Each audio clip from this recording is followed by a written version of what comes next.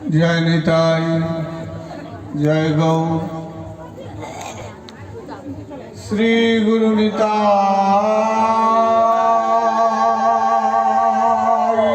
गौ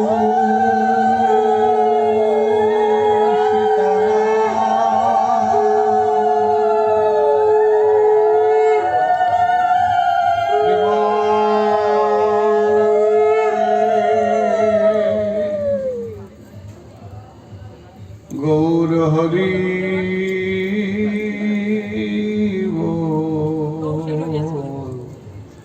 निताई गौर हरि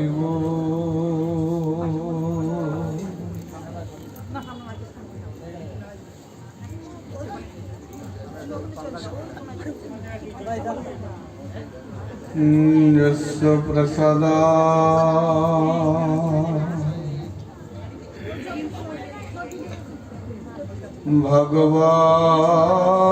भगवत प्रसाद यस्य प्रसादन्ना गते कौतुके ध्येयं स्तवं तस्य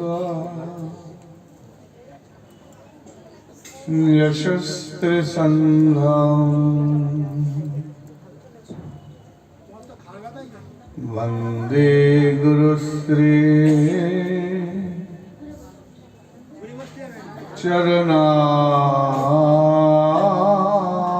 चरणारविन्दम्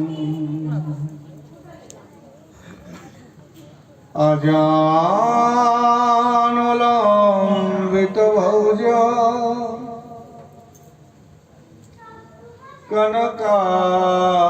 कनकावधौतो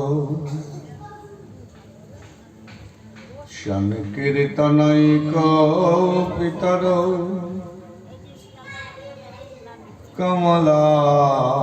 कमलायताक्षौ विश्वम्भरौ द्विजवरौ जुगधर्मपालौ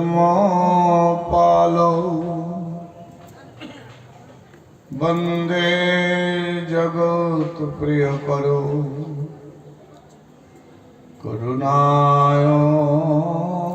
करुणावतारौ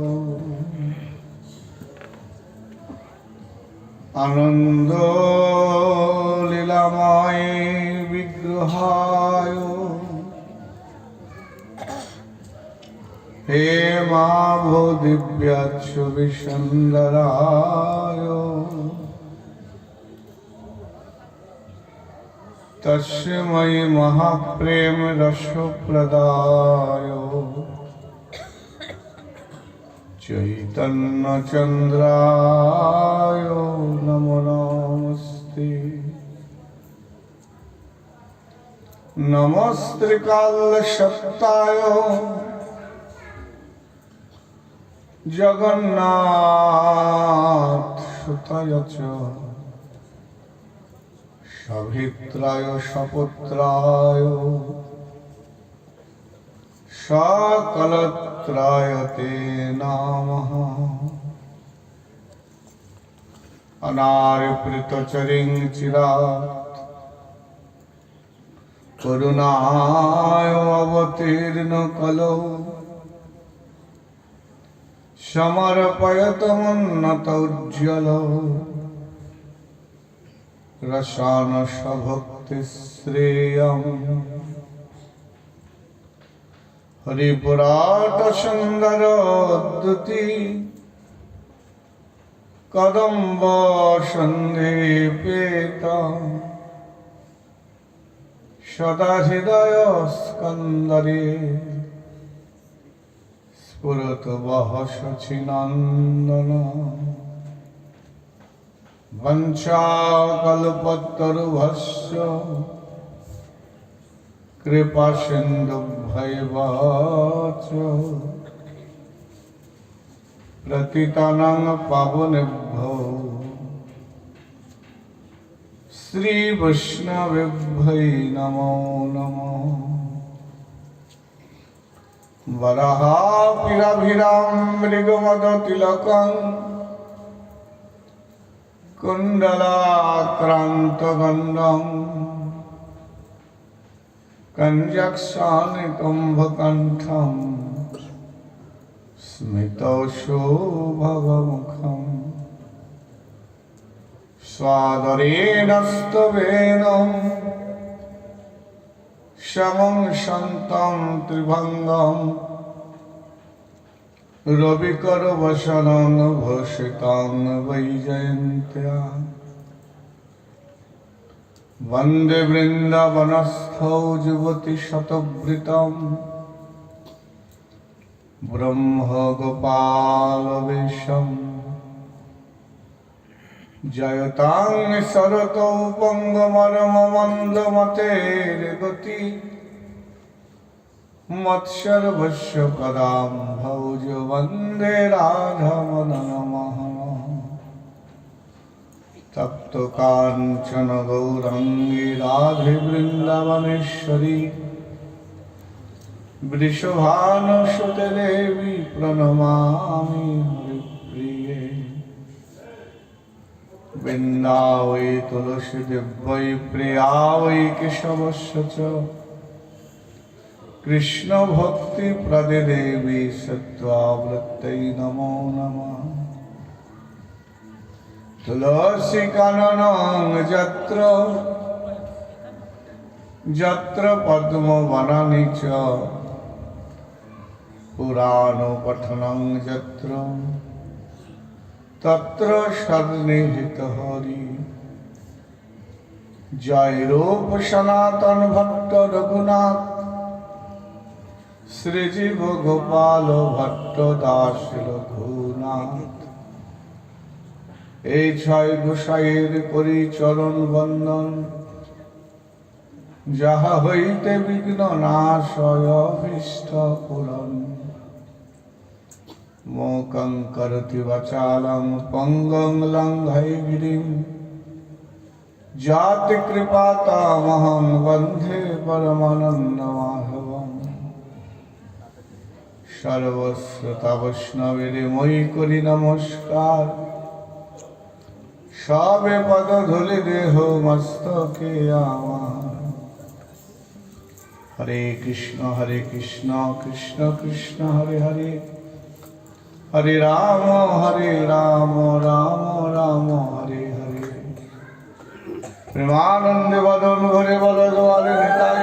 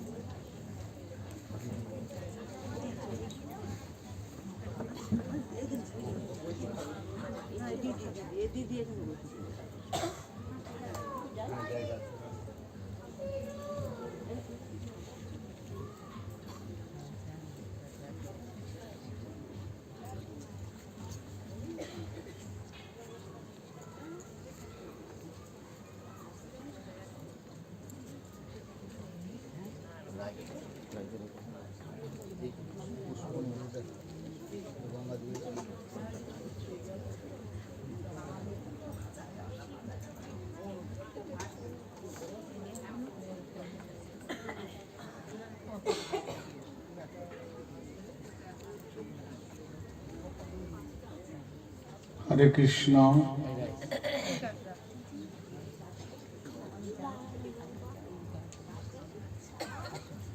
সাত দিন ব্যাপী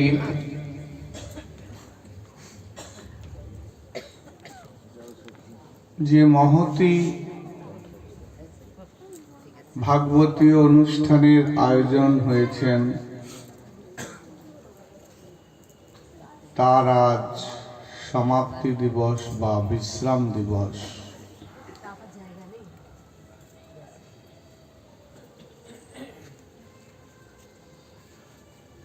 আজ 7 দিন পূর্ণ হবে।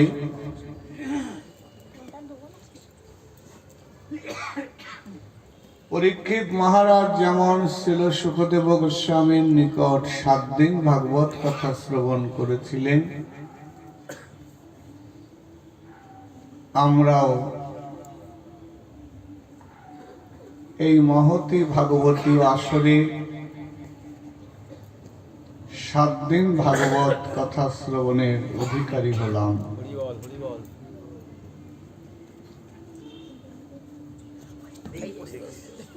7 দিন ভাগবতী কথা শ্রবণ একটি বিশেষ ব্রত, মনুষ্য জীবনের চরম সার্থকতা। কেননা আমাদের জীবন তো 7 দিনের। জীব এসেছে 7 দিনে, জীব যাবেও 7 দিনে। তাই 7 দিন ভাগবত কথা শ্রবণের মহিমা বা মাহাত্ম্য একটা বিশেষ স্বতন্ত্র মহিমান্বিত। তাই আমার পরম স্নেহধন্য সন্তান কার্তিক মণ্ডলের গৃহে, গণেশ মণ্ডলের গৃহে এই মহতী ভাগবতী সপ্তাহ যজ্ঞ উদযাপিত হলেন। বহু বহু সুকৃতির ফলে 7 দিন ভাগবত গৃহে হয়। তাই গৌর হরি বল। এটা অনেক সুকৃতি লভ্য। অর্থ বিষয় বৈভব অনেকের থাকে, কিন্তু মহতী কার্যে, সেবা কার্যে অর্থ কয়জনের লাগে? সর্বোপরি গৃহে সাধুগুরু বৈষ্ণবের আগমন, সেটা অনেক সুকৃতির ফল। অনেক পুণ্য সুকৃতি থাকলে গৃহে সাধুগুরু বৈষ্ণবের আগমন হয়। তাই 7 দিন সাধুগুরু ভক্ত বৈষ্ণবের আগমনে এই গৃহ ভূত পবিত্র হয়েছে। 7 দিন আমরা ভাগবতী শ্রবণ করলাম। আসুন আজ অন্তিম দিনে ভাগবতের উপসংহার আস্বাদন করে ভাগবত বিশ্রাম দেব। সকলের কাছে বিশেষ নিবেদন রইল, আজ এই মহতী যজ্ঞের বিশ্রামে সকলের উদ্দেশ্যে ভগবত চরণে এটাই প্রার্থনা রাখব, সবাই যেন অন্তে গোবিন্দ পাদপদ্ম প্রাপ্ত হন।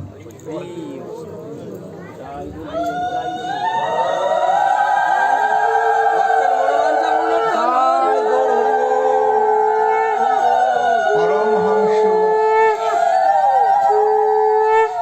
চূড়ামণি পরম পূজ্যপাদ ভাগবত আচার্য শ্রীল সুখদেব গোস্বামীর নিকট 7 দিন 7 রাত্রি নিরন্তর অমৃতময়ী ভাগবতী কথা প্রসঙ্গ শ্রবণ করে চলেছেন মহারাজ পরীক্ষিত।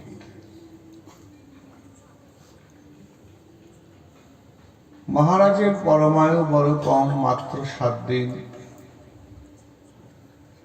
আজ তার 7 দিন পূর্ণ।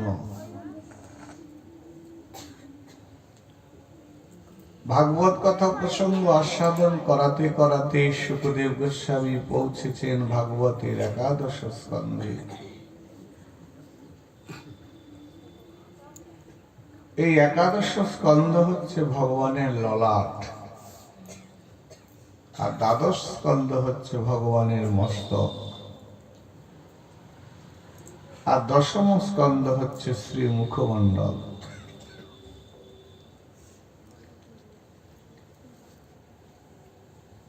আজকে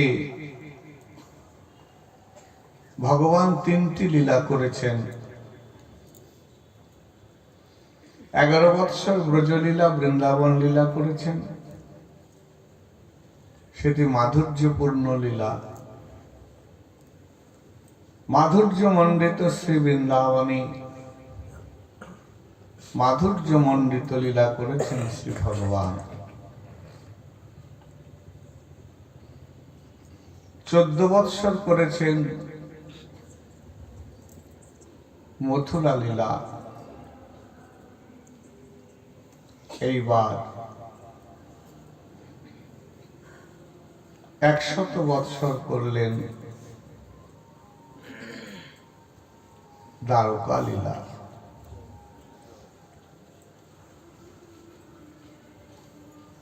এই দ্বারকা লীলা হচ্ছে ভগবানের গৃহস্থ লীলা।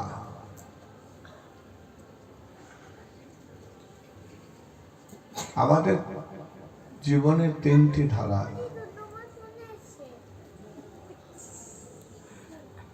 একটি কাল আমাদের ভজনের কাল, একটি কর্মপ্রবাহের কাল, একটি গৃহস্থ ধর্ম যাজন করবার কাল। তাই সংসারের মধ্যে থেকে গৃহস্থ ধর্ম পালন করতে হবে, পৃথিবীতে এসে কর্ম করতে হবে। কর্ম এবং গৃহস্থ ধর্মের সাথে সাথে ভগবত ভজনও করতে হবে। একদিকে লীলা, একদিকে জীব শিক্ষা। তাই জীব শিক্ষাতে ভগবান গৃহস্থ লীলা করলেন দ্বারকায়।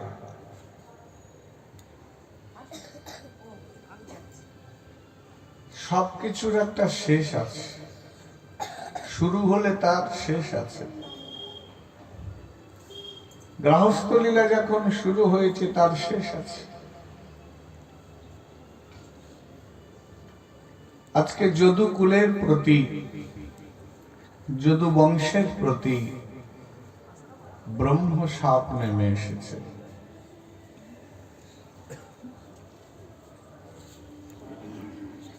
সাধুর অভিশাপ নেমে এসেছে। কি অদ্ভুত তত্ত্ব দেখুন।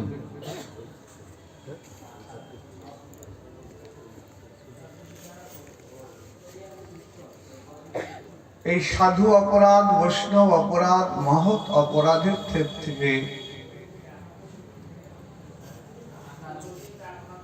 ভগবানের কুল, ভগবানের পুত্র, ভগবানের বংশ তারাও নিস্তার পেল না,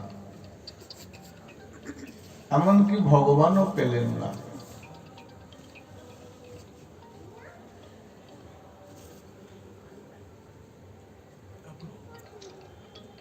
বসুদেব একটি যজ্ঞ করেছিলেন।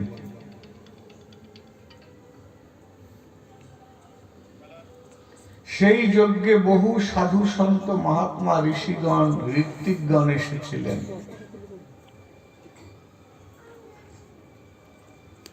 বসুদেব তাদের উদার ভাবে দান করেছিলেন। সেই দান নিয়ে যখন ঋত্বিকগণ, সাধুগণ যাচ্ছেন, কৃষ্ণের পুত্রগণ কৌতুক বসে সাধুগণকে পরীক্ষা করার বাসনা জাগল। পরীক্ষা করলেন। শাস্ত্র বলছেন সাধু বিচার করতে নেই, সাধু পরীক্ষা করতে নেই, সাধুর দোষ দেখতে নেই।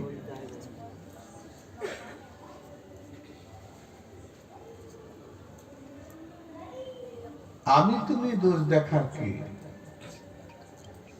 দোষ দেখবেন ঈশ্বর, কর্ম অনুযায়ী ফল প্রদান করবেন। জীব যেরকম কর্ম করবেন, জীব সেই রকম ফল পাবেন। সুকর্ম করলে সুফল, কুকর্ম করলে কুফল পাবেন। সুফল এবং কুফল নির্ভর করে তার কর্মের উপরে, কর্ম প্রবাহের উপরে।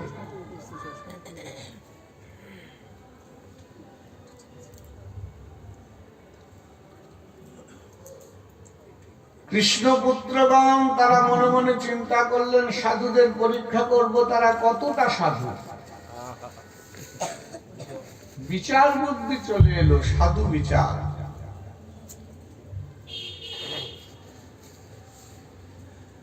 কৃষ্ণের পুত্র শম্ভকে তারা সবাই নারী সাজিয়ে, মেয়ে সাজিয়ে সাধুদের কাছে নিয়ে গিয়ে বললেন, দেখুন তো সাধুগণ, ঋত্বিকগণ, এই সুন্দরী নারী গর্ভবতী, এর গর্ভে পুত্র সন্তান জন্মাবে না কন্যা সন্তান জন্মাবে?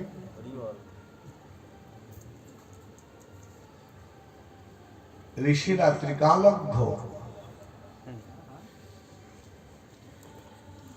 ত্রিকালজ্ঞ দৃষ্টিতে সাধুগণ দেখলেন কৃষ্ণের পুত্র হয়ে তাদের এত অহমিকা। তারা সাধুদের বিচার করতে চায়, পরীক্ষা করতে চায়। বললেন, শোনো বৎসগণ, এই গর্ভে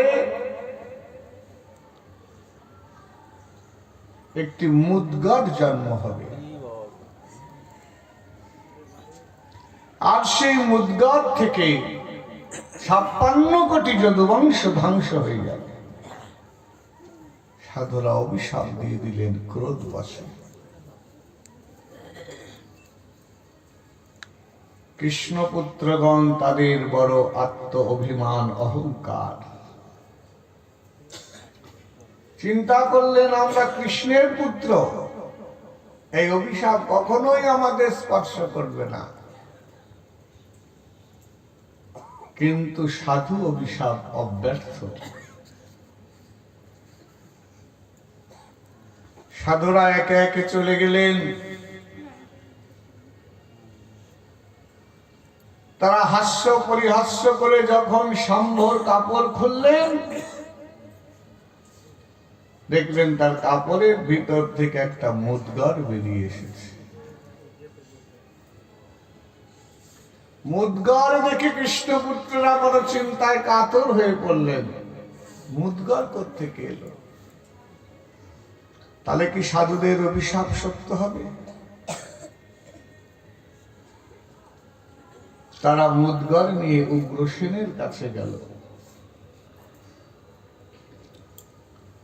উগ্রসেনকে যখন আদি অন্ত সব খুলে বললেন, উগ্রসেন বললেন, এই মুদ্গর সমুদ্রের জলে বিসর্জন দিয়ে দাও। সেই উদ্গার যখন সাগরের জলে ফেলে দিলেন, সাগর দেখলেন একে যদি আমি গ্রহণ করি তাহলে সাধু বাক্য ব্যর্থ হয়ে যাবে, সাধু বাক্য মিথ্যা হয়ে যাবে। তাই তরঙ্গের ছলে সেই মুদ্গরকে কুলে পৌঁছে দিলেন।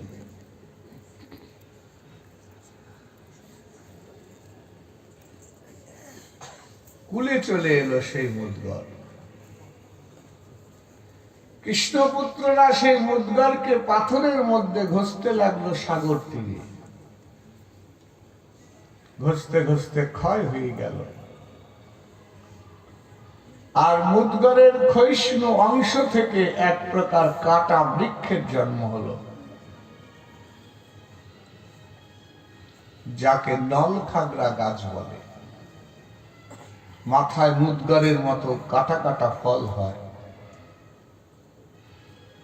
গ্রাম বাংলার পথে ঘাটে দেখা যায় সেই কাটা গাছ।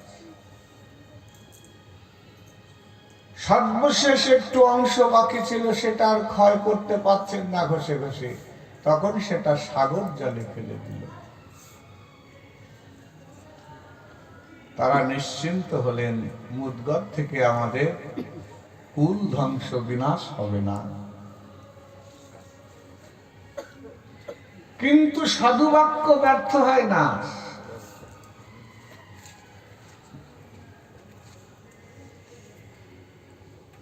নিজেরা নিজেরা অন্তর্কলহ করে মদিরা পান করে ওই নলখাগড়ার কাটা গাছ তুলে একে অপরকে মারতে মারতে অবশেষে 56 কোটি যদুবংশ ধ্বংস হয়ে গেল। বাকি রইলেন ভগবান শ্রীকৃষ্ণ।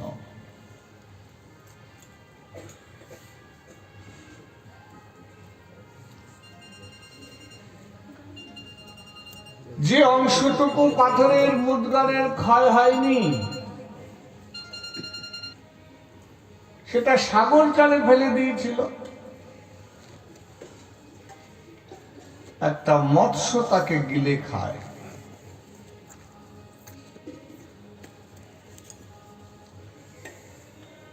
এক ধীবরের জালে যখন সেই মৎস্য বদ্ধ হলো, ধীবর সেই মৎস্য বাজারে বিক্রি করলেন।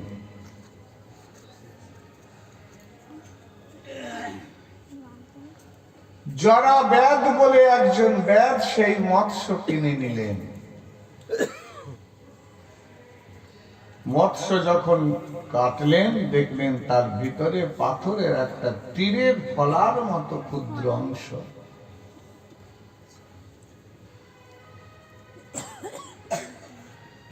জরাব্যাদ তাকে যত্ন করে রেখে দিয়ে একটা তীর বানিয়ে ফলা তৈরি করলেন, তীরের ফলা।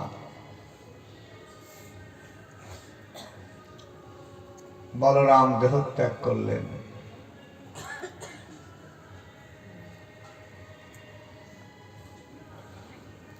এদিকে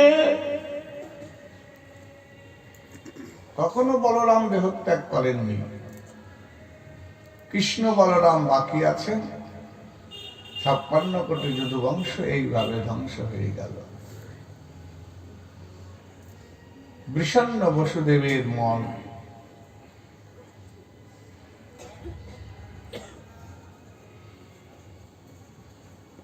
দেবর্ষি নারদ হরিগুণগান গাইতে গাইতে একদিন দ্বারকাপুরীতে এসেছেন।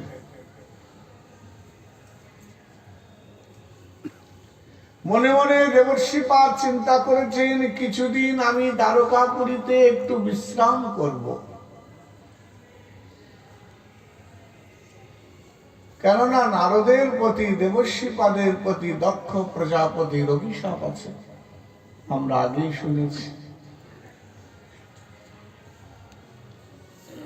দক্ষ প্রজাপতি যখন প্রজা সৃষ্টি করেছেন, নারদ মুনি তার পুত্রদেরকে ধর্ম উপদেশ দিয়ে, ব্রহ্ম জ্ঞান দিয়ে তাদেরকে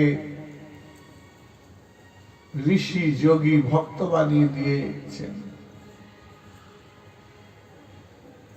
দক্ষ প্রজাপতি অভিশাপ দিয়েছে, নারদ আমি কষ্ট করে প্রজা সৃষ্টি করছি, আর আমার প্রজাদের তুমি এইভাবে ধর্ম উপদেশ দিয়ে গৃহত্যাগ করিয়ে দিচ্ছ, আমি তোমাকে অভিশাপ দেব। তুমি ব্রহ্মাণ্ডে কোথাও এক জায়গায় বেশিক্ষণ থাকতে পারবে না। নারদ আনন্দ হয়েছে। এক জায়গায় বেশিক্ষণ থাকলে মায়া স্পর্শ করবে, এক জায়গায় বেশিক্ষণ থাকতে পারবো না, মায়া আমাকে স্পর্শ করবে না, আমি মায়া মুক্ত হয়ে যাব। দেশে দেশে ঘুরবো, হরি বিমুখ জানে হরি বলা।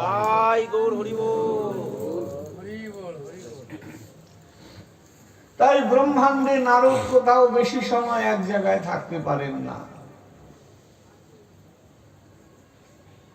কিন্তু দ্বারকাপুরী ব্রহ্মাণ্ডের আওতায় পড়ে না, ওটা ভগবান নিজে তার ইচ্ছা শক্তির দ্বারা সমুদ্রের মাঝখানে এই দ্বারকাপুরী নির্মাণ করেছিলেন।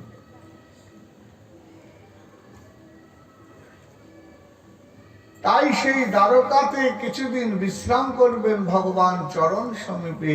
তাই দেবর্ষি এসেছেন দ্বারকায়।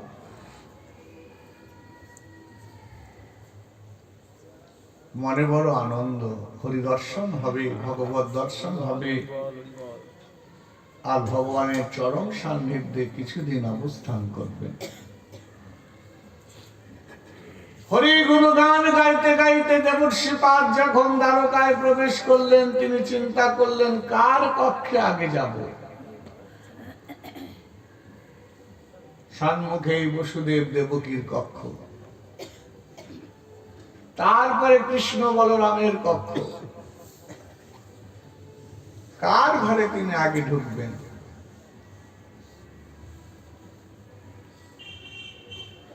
এসেছেন ভগবত দর্শনে, কৃষ্ণ দর্শনে, কৃষ্ণের চরণ সমীপে কিছুদিন থাকবেন, তাহলে তো কৃষ্ণের কক্ষে প্রবেশ করলেই হয়ে যায়। কিন্তু বিচার করছেন নারদ মুনি, সাধুরা একটি পা দেওয়ার আগে 10 বার সাধুদের চিন্তা করা উচিত। কেন জগৎ আমাদের দিকে তাকিয়ে আছে, আমাদের আদর্শকে জগৎ মানবে, আমাদের পথ অনুসরণ করে জগৎবাসী চলবে। তাই প্রকৃত সাধুকে বিচার করে বাক সংযম করে কথা বলা উচিত এবং বিচার করে তার জীবনের চলার পথটাকে বেছে নেওয়া উচিত। তা না হলে বাবা সাধু কলঙ্ক হবে। সাধারণ মানুষের দিকে তো মানুষের লক্ষ্য থাকে না।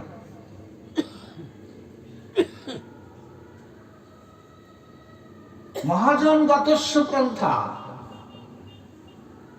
আমরা মহাজনকে অনুসরণ করি। মহাজনের যেই পথ তাতে হও অনুগত, পূর্বাপর করিয়া বিচার। মহাজন যে পথে গমন করেছেন, যে রাস্তায় গেছেন, যে পথ অবলম্বন করেছেন, যে আদর্শে মহাজন চলেছেন, আমাদেরকেও সেই আদর্শেই চলা উচিত। তাই একজন সাধুর আদর্শ কেমন হওয়া উচিত? শুধু সাধু সাজলে হয় না, অন্তর থেকে সাধু হতে হয়। জগতে সাজা সাধুর সংখ্যাই বেশি, কিন্তু সাধু সাজলে হবে না, অন্তর থেকে সাধু হতে হবে। সাধু হতে গেলে তার আদর্শকে ঠিক রাখতে হবে, তার আদর্শ যেন ঠিক থাকে, আদর্শ চ্যুতি না ঘটে। মনে রাখবেন, কালো কাপড়ে একটা কালো দাগ পড়লে কারোর চোখে পড়ে না, কিন্তু শুভ্র বস্ত্রে সাদা কাপড়ে যদি কালো দাগ পড়ে তাহলে সেটা সকলের চোখে পড়ে। সন্ন্যাসীর ক্ষুদ্র ছিদ্র সর্বলোকে গায়, শুক্ল বস্ত্রে বসিবিন্দু জ্বলছে লালুকায়। চৈতন্য চরিতামৃতে কৃষ্ণদাস কবিরাজ গোস্বামী লিখেছেন,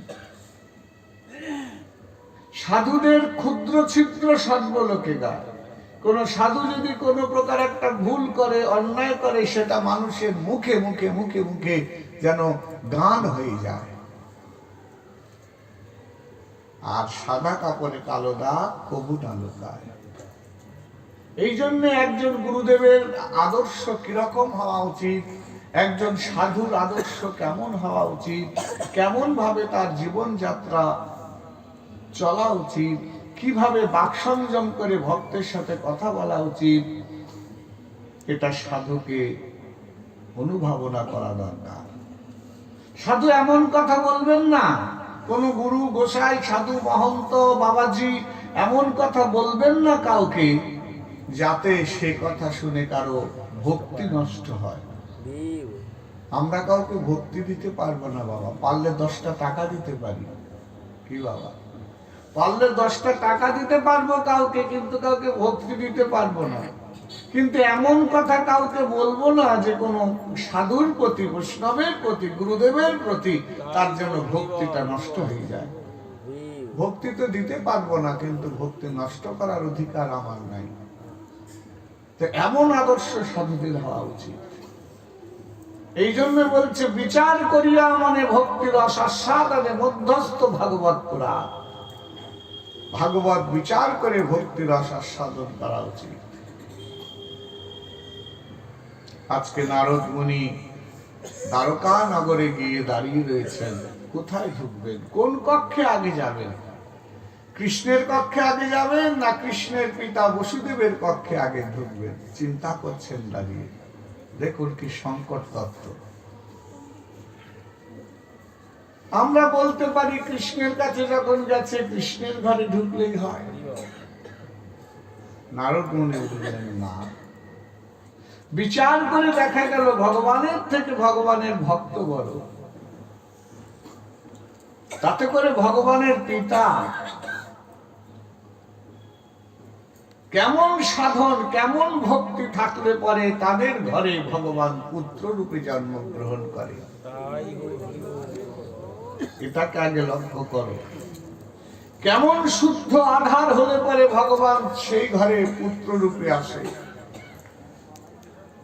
এগুলি লক্ষ্য করতে হবে। তাহলে বসুদেব দেবকীর আধারটাকে লক্ষ্য করো।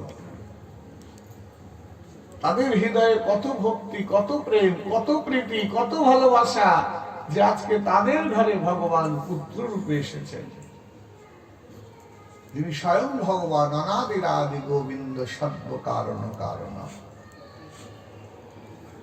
নারদ মুনি বিচার করে দেখলেন ভক্তের ঘরে আগে প্রবেশ করা উচিত। কেননা ভগবানের থেকে ভগবানের ভক্ত বড়। তাই সরাসরি বসুদেবের কক্ষে দেবর্ষি আগে প্রবেশ করলেন। বসুদেবের কক্ষে যখন প্রবেশ করলেন, বসুদেব দেবর্ষিকে দেখে সাষ্টাঙ্গে দণ্ডবত প্রণাম করলেন। আমার পরম সৌভাগ্য, আজ আমার গৃহে সাধুর পদার্পণ হয়েছে। গৃহে যদি গুরুদেবের পদার্পণ হয়, গৃহে যদি কোনো সাধু সন্ত মহাত্মার পদার্পণ হয়, সে গৃহ ধন্য হয়ে যায়, সে গ্রাম ধন্য হয়ে যায়। শুধু গৃহ ধন্য হয় না, সেই গ্রামটাও ধন্য হয় একজন সাধুর আগমনে, একজন বৈষ্ণবের আগমনে।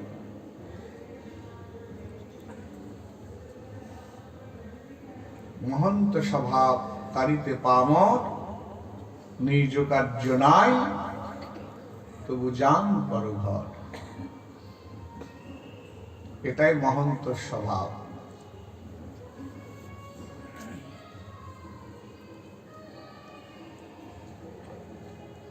এসেছেন দেবর্ষিপাদ।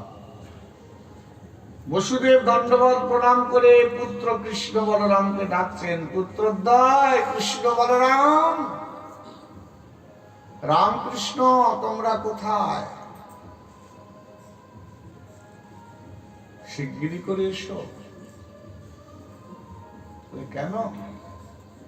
আমাদের গৃহে চলমান তীর্থ এসেছেন, সাক্ষাৎ চলমান তীর্থ এসেছেন, তোমরা কোথায় আছো, এসো। বলে তীর্থ দুই প্রকার, একটা সচল তীর্থ, একটা অচল তীর্থ।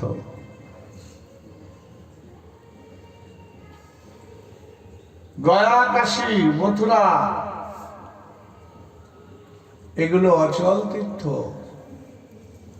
পুষ্কর, কুরুক্ষেত্র এগুলো অচল তীর্থ। এখানে যেতে হয়, তবে তীর্থের কৃপা হয়।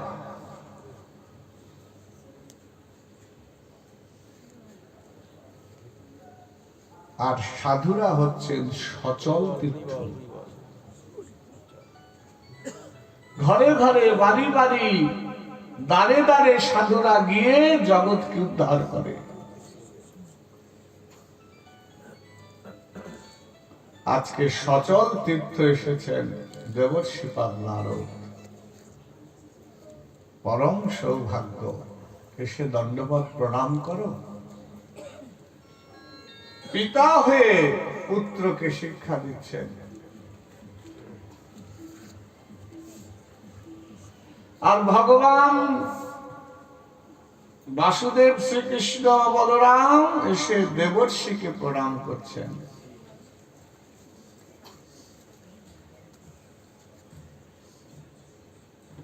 দেবর্ষি পাদের সঙ্গে বসুদেবের কিছু কথোপকথন হচ্ছে। বসুদেবের মনটা স্থির নয়, চঞ্চল চিত্ত। দেবর্ষি বলছেন, নারদ মুনি বলছেন, আপনার চিত্ত চঞ্চলের কারণ কি? বসুদেব বলছেন, দেবর্ষি, বহু সাধন ভজন করে ভগবানকে পুত্র রূপে চাইলাম, কিন্তু আমার কিসে উদ্ধার হবে সে পথ আমি তৈরি করলাম না। নারদ মুনি হাসছেন। বসুদেবের কথা শুনে দেবর্ষিপাদ হাসছেন। আপনার কি উদ্ধার হতে আর বাকি আছে? যার পুত্র ভগবান শ্রীকৃষ্ণ বলরাম, তার কি আর উদ্ধার হতে বাকি আছে?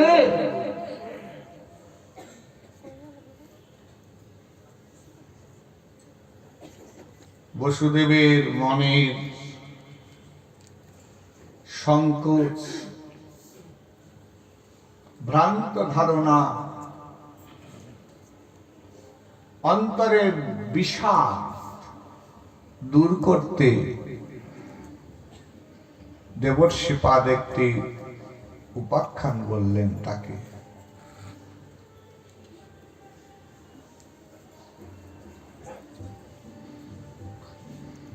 ভাগবতের একটি কিংবদন্তি উপাখ্যান। একে বলা হয় নব যোগেন্দ্র সংবাদ। কিছু কৃষ্ণ কথা, ভাগবত কথা উপদেশ করলেন।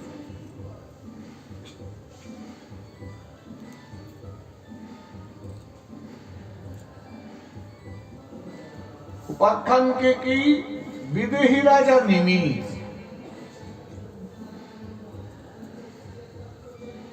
নিমিষ সভায় 9 জন আচার্য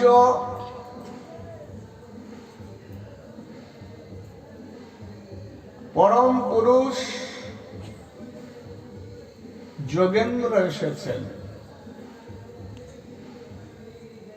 এরা কারা? ঋষভদেবের 9 পুত্র। বড় পুত্র ভরত, যার নাম অনুসারে দেশের নাম ভারতবর্ষ হয়েছে।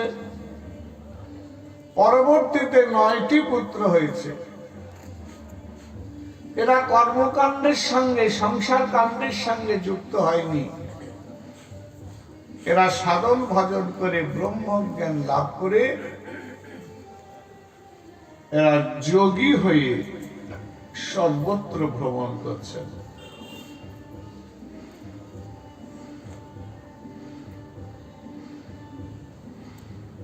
এদেরকে নবযোগেন্দ্র বলা হয়। এই নবযোগেন্দ্র এসেছে বিদেহী রাজা নিমিষ সভাতে। তখন নিমিষ সঙ্গে এই নবযোগেন্দ্র, এই 9 জন যোগীর কিছু তত্ত্ব কথা আস্বাদন আলোচনা হয়েছিল। আজকে সেই কথা নারদ মুনি কৃষ্ণ পিতা বসুদেবকে শ্রবণ করাচ্ছেন। এই 9 জন যোগেন্দ্রকে এরা হচ্ছে কবি হরি, অন্তরিক্ষ, প্রবুদ্ধ, পিপ্পলায়ন, আবির্হোত্র, দ্রবিল, চমস, করভাজন। এই 9 জন যোগী পুরুষ। এই 9 জন যোগী পুরুষের কাছে নিমি রাজা 9টি প্রশ্ন করেছিলেন।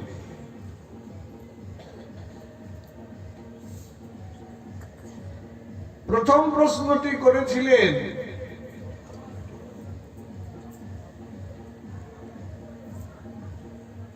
যে ভাগবত ধর্ম কি?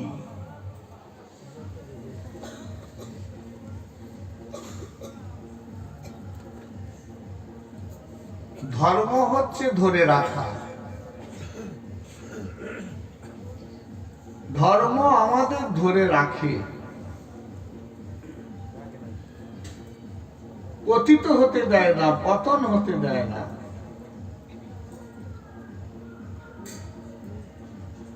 তাই ভাগবত ধর্ম কাকে বলে?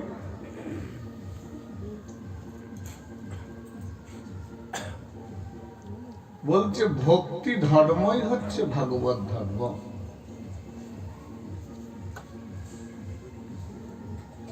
ভগবত প্রাপ্তির উদ্দেশ্যে, ভগবত ভজন উদ্দেশ্যে যে ধর্ম যাজন করা হয়, সেই ধর্মটাই হচ্ছে প্রকৃত ভাগবত ধর্ম।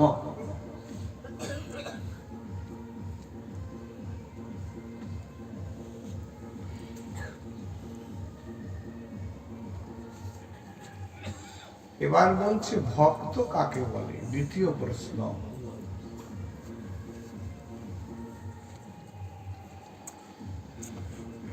বলছে ভক্তকে, ভক্ত কাকে বলে?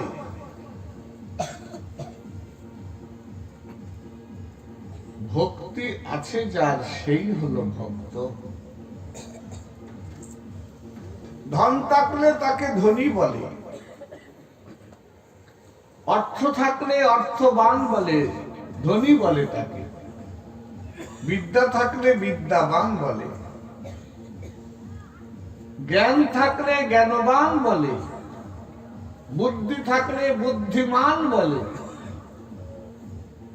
শক্তি থাকলে শক্তিমান বলে। আর যার মধ্যে ভগবত ভক্তি থাকে, ঈশ্বর ভক্তি থাকে, ভগবানের চরণে অচলা ভক্তি থাকে, তিনি হচ্ছেন প্রকৃত ভক্ত।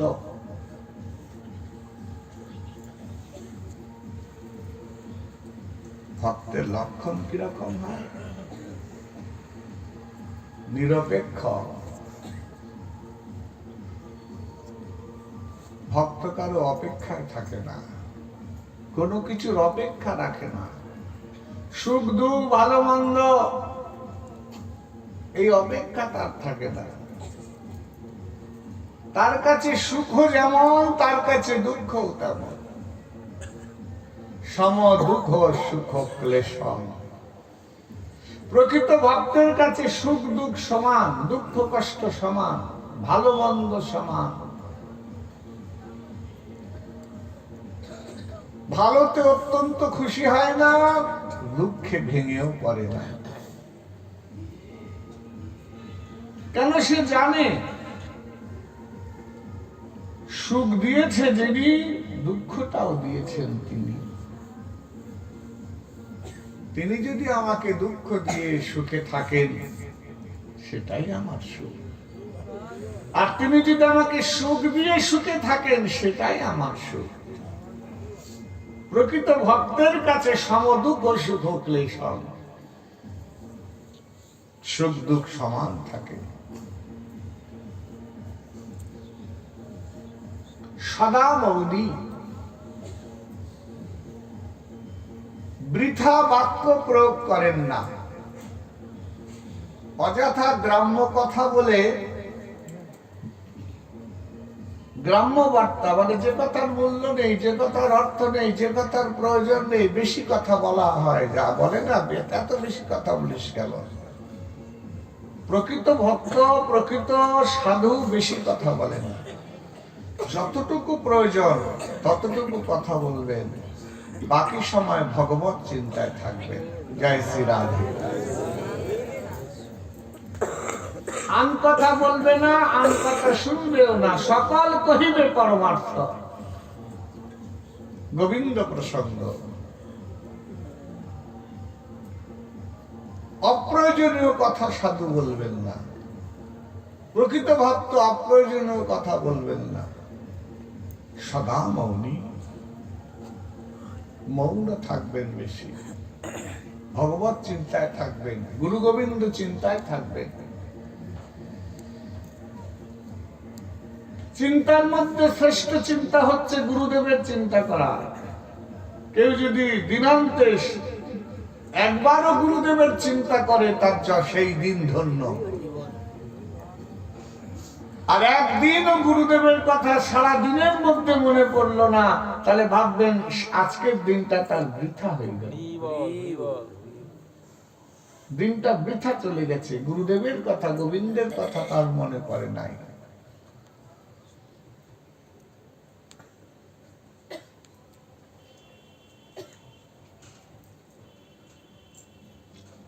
ধ্যানের মধ্যে গুরু ধ্যান, পূজার মধ্যে গুরুপদ, কীর্তনের মধ্যে গুরুর মহিমা কীর্তন, ভগবানের মহিমা কীর্তন।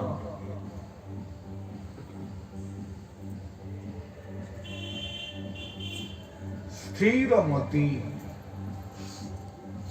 যার মতিটা স্থির হয়েছে। প্রকৃতির তরঙ্গ, মায়ার তরঙ্গ যাকে স্পর্শ করে না। মায়ার তরঙ্গ যেমন বাতাস আসলে গাছটা দেখেন নড়ছে না, স্থির।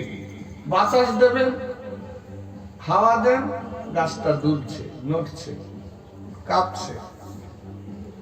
তা আমাদের মনটা প্রকৃতির তরঙ্গে, মায়ার তরঙ্গে দুলছে, স্থির নয়। বলছে যার মনকে মায়ার তরঙ্গ, প্রকৃতির তরঙ্গ স্পর্শ করে না, তার হচ্ছে স্থির মতি।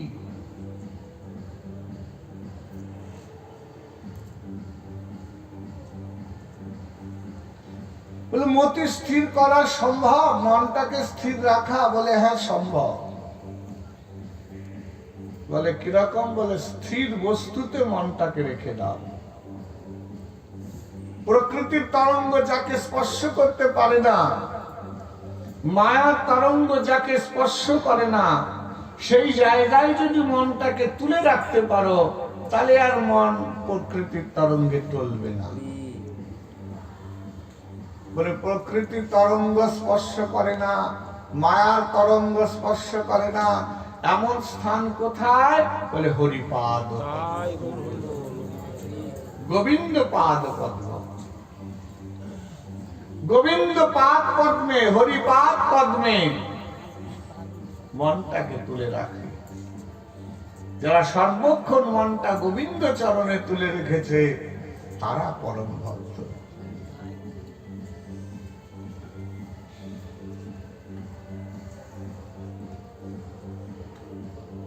আর সর্বজ্ঞ, সব জানেন, বোঝেন, উত্তম হইয়াও আপনাকে নিরভিমান মনে করেন। সর্বোত্তম হইয়াও আপনাকে হীন করি, ছোট করে মানে আমার থেকে ছোট নাই, ক্ষুদ্র নাই, আমি সবার থেকে ক্ষুদ্র, অধম। কৃষ্ণ কৃপা করিবেন, দৃঢ় করি জানি। সমৎকণ্ঠা হয় সদা লালসা প্রধান, নাম গানে সদা রুচি লয় কৃষ্ণ নাম।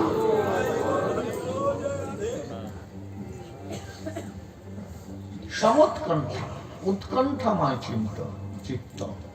কখন ভাগবত শুনবো, কখন হরিকথা শুনবো, কবে গুরু গৃহে যাব, কখন গুরুদেবের কাছে যাব, কখন একটু সাধু সঙ্গে যাব, কখন একটু বৈষ্ণব সঙ্গে যাব, কবে একটু শ্রীধাম বৃন্দাবন যাব, কবে একটু শ্রীধাম নবদ্বীপ যাব, কবে একটু শ্রীধাম শ্রীক্ষেত্রে যাব। মনটা উৎকণ্ঠায় থাকে সারাক্ষণ, সমুৎকণ্ঠা। ভজনের পথে মনটা উৎকণ্ঠা থাকে। সংসারে স্ত্রী পুত্র নাতিপুতির জন্য মন উৎকণ্ঠা নয়। আমাদের মন তো স্ত্রী পুত্র নাতিপুতি নিয়ে উৎকণ্ঠা, ছেলে নিয়ে বউ নিয়ে ব্যস্ত। মোটামালা করলে কি হবে?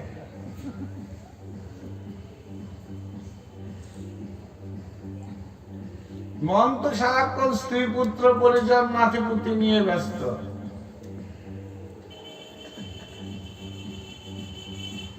লাভ হবে না। সমুৎকণ্ঠা হয় সদা, লালসা প্রধান। তার অন্তরে একটাই লালসা থাকবে, কখন আমার সাধু সঙ্গ হবে, কবে আমার সাধু সঙ্গ হবে, কবে কৃষ্ণ কথা শুনবো, কবে কৃষ্ণ ধনে পাব, হিয়ার মা ঝাড়ে থব,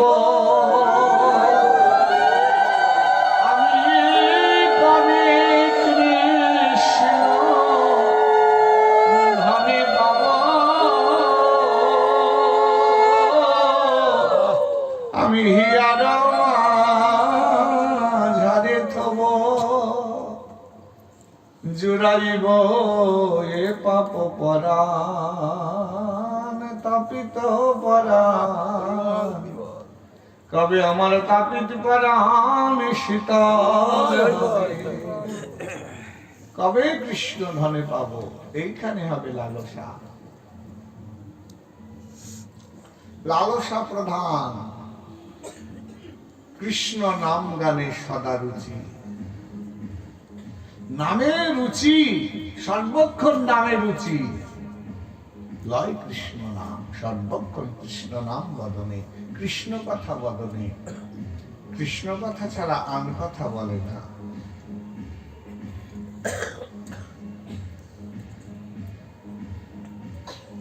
তারাই ভক্ত। ভক্তি যার আছে সেই হলো।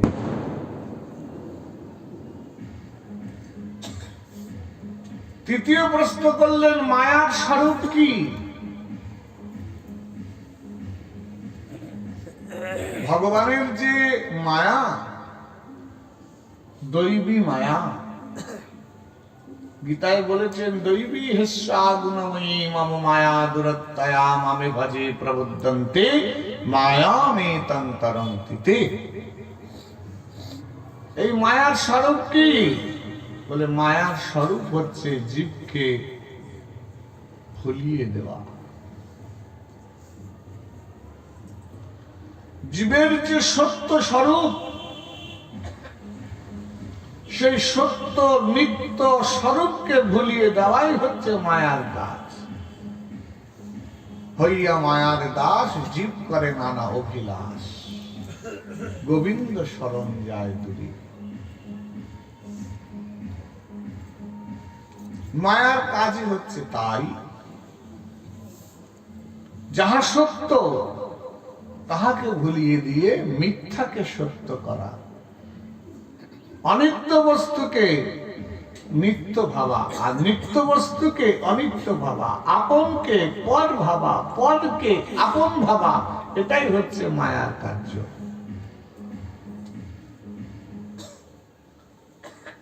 বলছে মায়া কিভাবে জয় করা যায়? চতুর্থ প্রশ্ন। এই যে দৈবী মায়া জীবকে ধরেছে আষ্টে পৃষ্ঠে, হইয়া মায়ার দাস জীব করে নানা অভিলাষ, গোবিন্দ শরণ যায় দূরে। অর্থ চিন্তা লোভ যশে কপট বৈষ্ণব বেশে ভ্রমিয়া বেড়াই দেশে দেশে। এই মায়ার হাত থেকে নিস্তার হবে কিসে? মায়াকে কিভাবে জয় করা যায়? গীতা বাক্যে বলেছেন মায়াকে জয় করার উপায়, মামে ভজে প্রবুদ্ধন্তে মায়ামে তন্তরন্তিতে। মায়া ধরেছে কেন? জীব কৃষ্ণ ভুলে গেছে অনাদিকাল, কৃষ্ণ বহির্মুখ, তাই মায়া তাকে ধরেছে। তাই মায়া ছাড়বে কবে না যেদিন তুমি আবার কৃষ্ণ ভজন করবে, কৃষ্ণ উন্মুখ হবে, সেই দিন মায়াকে তুমি জয় করতে পারবে। মায়াকে জয় করতে গেলে সর্বপ্রথমে সাধু সঙ্গ করো, কারণ একমাত্র সাধুর কৃপায় মায়াকে জয় করা যায়। তবে কি করিতে পারে কামক্রোধ সাধকেরে, যদি হয় সাধু জনার সঙ্গ। প্রকৃত সাধুর সঙ্গ হলে, প্রকৃত ভক্তের সঙ্গ হলে মায়া তোমাকে ছাড়বে। আর সাধু মুখের কৃষ্ণ কথা, ভাগবত কথা শ্রবণ করতে পারলে মায়া তোমাকে ছাড়বে। আর কৃষ্ণ ভজন করলে মায়া তোমাকে ছাড়বে, তা না হলে মায়া তোমাকে ছাড়বে না।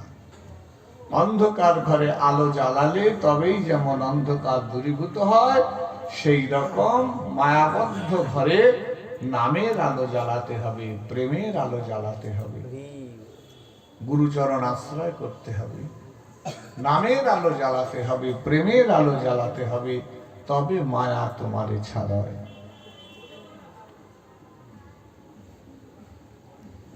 ব্রহ্মের স্বরূপ কি? পঞ্চম প্রশ্ন।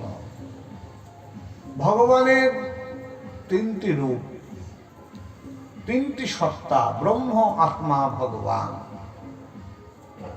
জ্ঞান যোগ ভক্তি তিন সাধনের বসে ব্রহ্ম আত্মা ভগবান ত্রিবিধ প্রকাশে। তাই ব্রহ্মের স্বরূপ কি? ব্রহ্মের স্বরূপ হচ্ছে সচ্চিৎ আনন্দ। সচ্চিৎ আনন্দই হচ্ছে ব্রহ্মের স্বরূপ।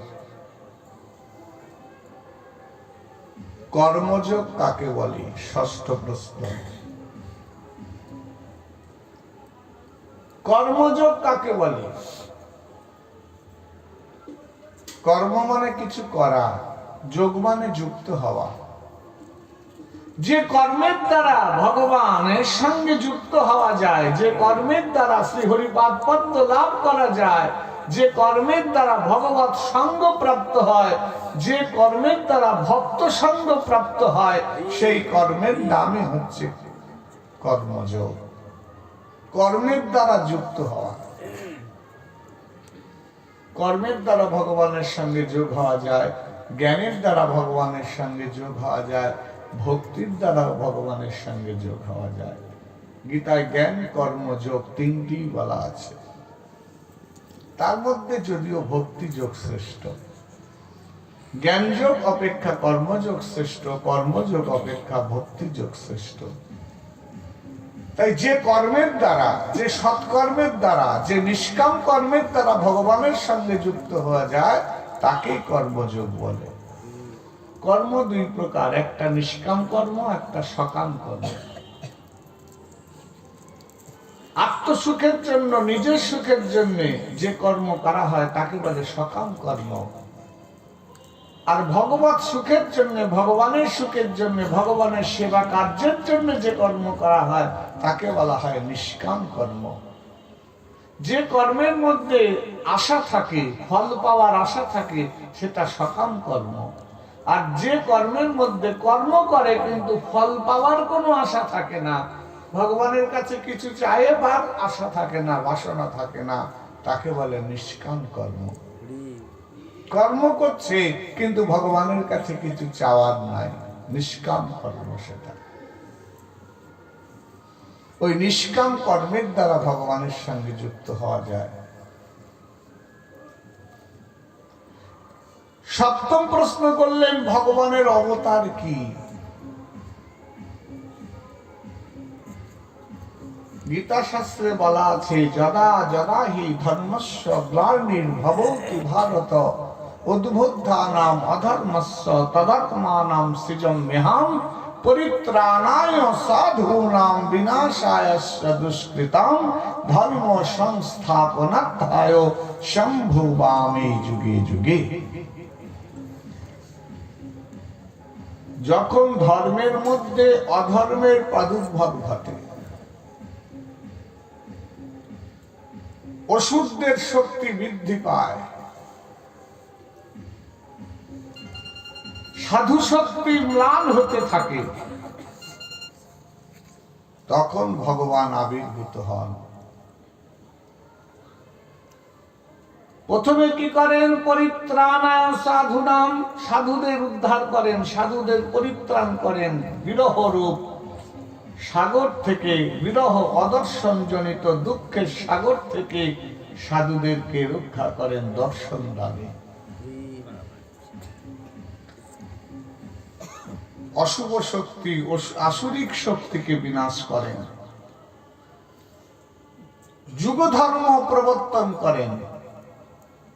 যে যুগের যে ধর্ম, সে ধর্ম করতে হবে। শুধু ধর্ম করলেই হবে না, লোক দেখিয়ে অকারণে ভস্যে ঘি ঢালা হবে।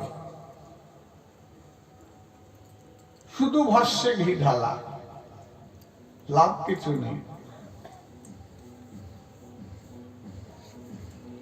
যে যুগের যে ধর্ম, সেইটাকে সঠিকভাবে যাজন করো। সত্য যুগের যুগ ধর্ম যোগ সাধন, সে যুগের মানুষ যোগ সাধন করেছেন। ত্রেতা যুগের যুগ ধর্ম যাগযজ্ঞাদি ক্রিয়া, সে যুগের মানুষ যাগযজ্ঞাদি করেছেন। দাপর যুগের যুগ ধর্ম পরিচর্যায়া, সে যুগের মানুষ পরিচর্যার সেবা করেছেন। আর আমাদের এই কলিযুগের যুগ ধর্ম হরিনাম ও সংকীর্তন, তাই আমাদের হরিনাম সংকীর্তন করতে হবে। হরের নামই হরের নামই হরের নামই মুখে বলম কালেও নস্তৈব নস্তৈব নস্তৈব জীবের গতিরন্যথা। সংকীর্তন যজ্ঞ করে কৃষ্ণ আরাধন, সেই তো সুবিধা পাবে আমার শ্রী গোবিন্দ চরণ। হর্ষে প্রভু কহে শোনো স্বরূপ রাম রায়, কলৌ নাম সংকীর্তন পরম উপায়। গোবিন্দ পাদ পদ্ম পাওয়ার একমাত্র উপায় কলিযুগে হরিনাম সংকীর্তন। সদ্গুরু বৈষ্ণব চরণাশ্রয় করে গুরুদেবের সব প্রিয় নাম গ্রহণ করো, নাম জপ করো, নাম কীর্তন করো। হরির নাম সহিতে আছে হরি, জপ নাম বিশ্বাস করে। বীজের মধ্যে যেমন বৃহৎ বৃক্ষ লুকিয়ে থাকে, তেমনি নামের মধ্যে রাধা কৃষ্ণের যুগল মূর্তি লুকিয়ে আছে। তাই হরি নাম সহিতে আছে হরি, জপ নাম বিশ্বাস করে। ভবে দেহখণ্ড প্রাণ যদি যায়, তবু হরি নাম হলো না রে। হরে কৃষ্ণ কৃষ্ণ কৃষ্ণ হরে হরে, হরে রাম রাম রাম হরে হরে। ওই নাম জপ অন্তরে হবে প্রেম অঙ্কুরে, সাধনের আরাধ্য রতন প্রকাশ পাবে অন্তরে। হরিনামে যার অবিশ্বাস, তার হয় মূলে নাশ, তার হৃদয়ে কোনোদিন হয় না হরি প্রকাশ। প্রেম ভক্তিতে বঞ্চিত হবে সে নিশ্চিত, ক্রমে ক্রমে হবে পতিত আপন অহংকারী। হরি নাম সহিতে আছে হরি, ও মন জপ নাম বিশ্বাস করে। যে নাম সেই কৃষ্ণ, এই বিশ্বাস রেখে নাম করো।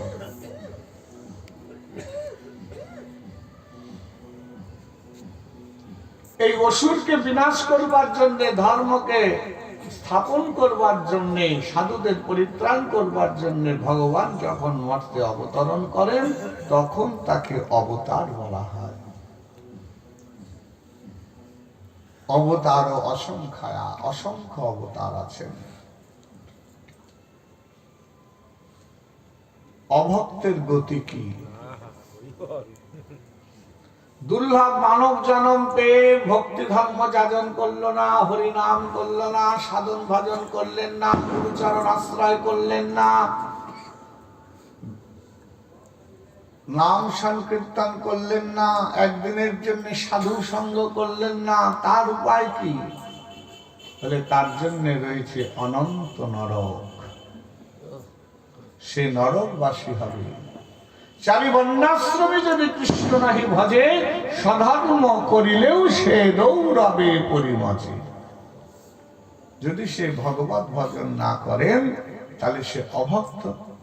আর অভক্ত রৌরব রূপ নরকে তার একমাত্র গতি। চার যুগে ভগবান কি রূপে আসেন 9 সংখ্যক প্রশ্ন। ঋষি কর্ভাজন এই প্রশ্নের উত্তর করছেন, ভগবান যুগে যুগে আসেন। সত্য যুগে যখন ভগবান আসেন তখন ভগবান শ্বেত বর্ণ, যখন ত্রেতা যুগে ভগবান আসেন ভগবান তখন রক্তবর্ণ, দাপর যুগে যখন ভগবান আসেন ভগবান তখন শ্যামল বর্ণ, আর কলি যুগে যখন ভগবান আসেন তখন ভগবান গৌরবর্ণ। এই নবযোগেন্দ্র 9টি প্রশ্ন সমাধান করেছেন মহারাজ নিবিড়।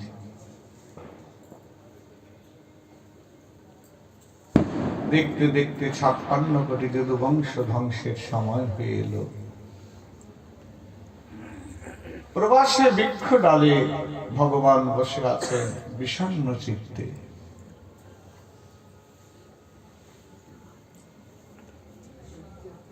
এমন সময় সেখানে পরম ভক্ত ভগবানের, নাম তার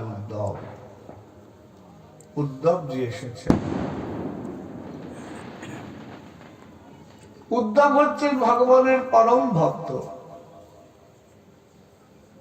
বিষ্ণুনাং প্রবর মন্ত্রী কৃষ্ণস্য দ্বৈত সখা শিষ্যস্য বৃহস্পতি বুদ্ধি সত্তম উদ্ধব।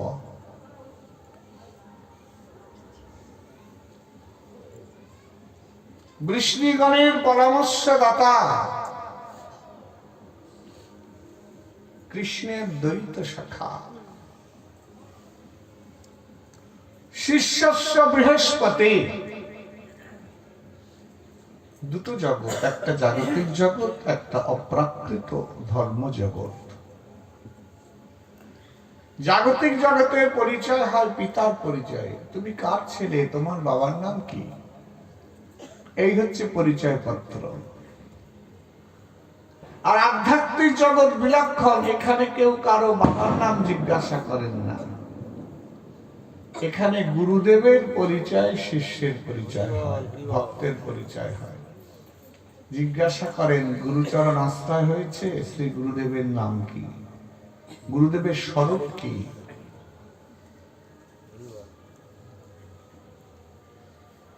গুরুদেবের পরিচয়তে শিষ্যের পরিচয় হয়, ভক্তের পরিচয় হয়। উদ্ধত ভক্ত রাজ, ভক্ত শ্রেষ্ঠ, হরিদাস বর্জ্য। তাই উদ্ধবের প্রশস্তি করতে গিয়ে সুখদেব বলেছেন, শিষ্যস্য বৃহস্পতি। বৃহস্পতির পরম প্রিয় শিষ্য হচ্ছে উদ্ধব। বুদ্ধি সত্তম উদ্ধব।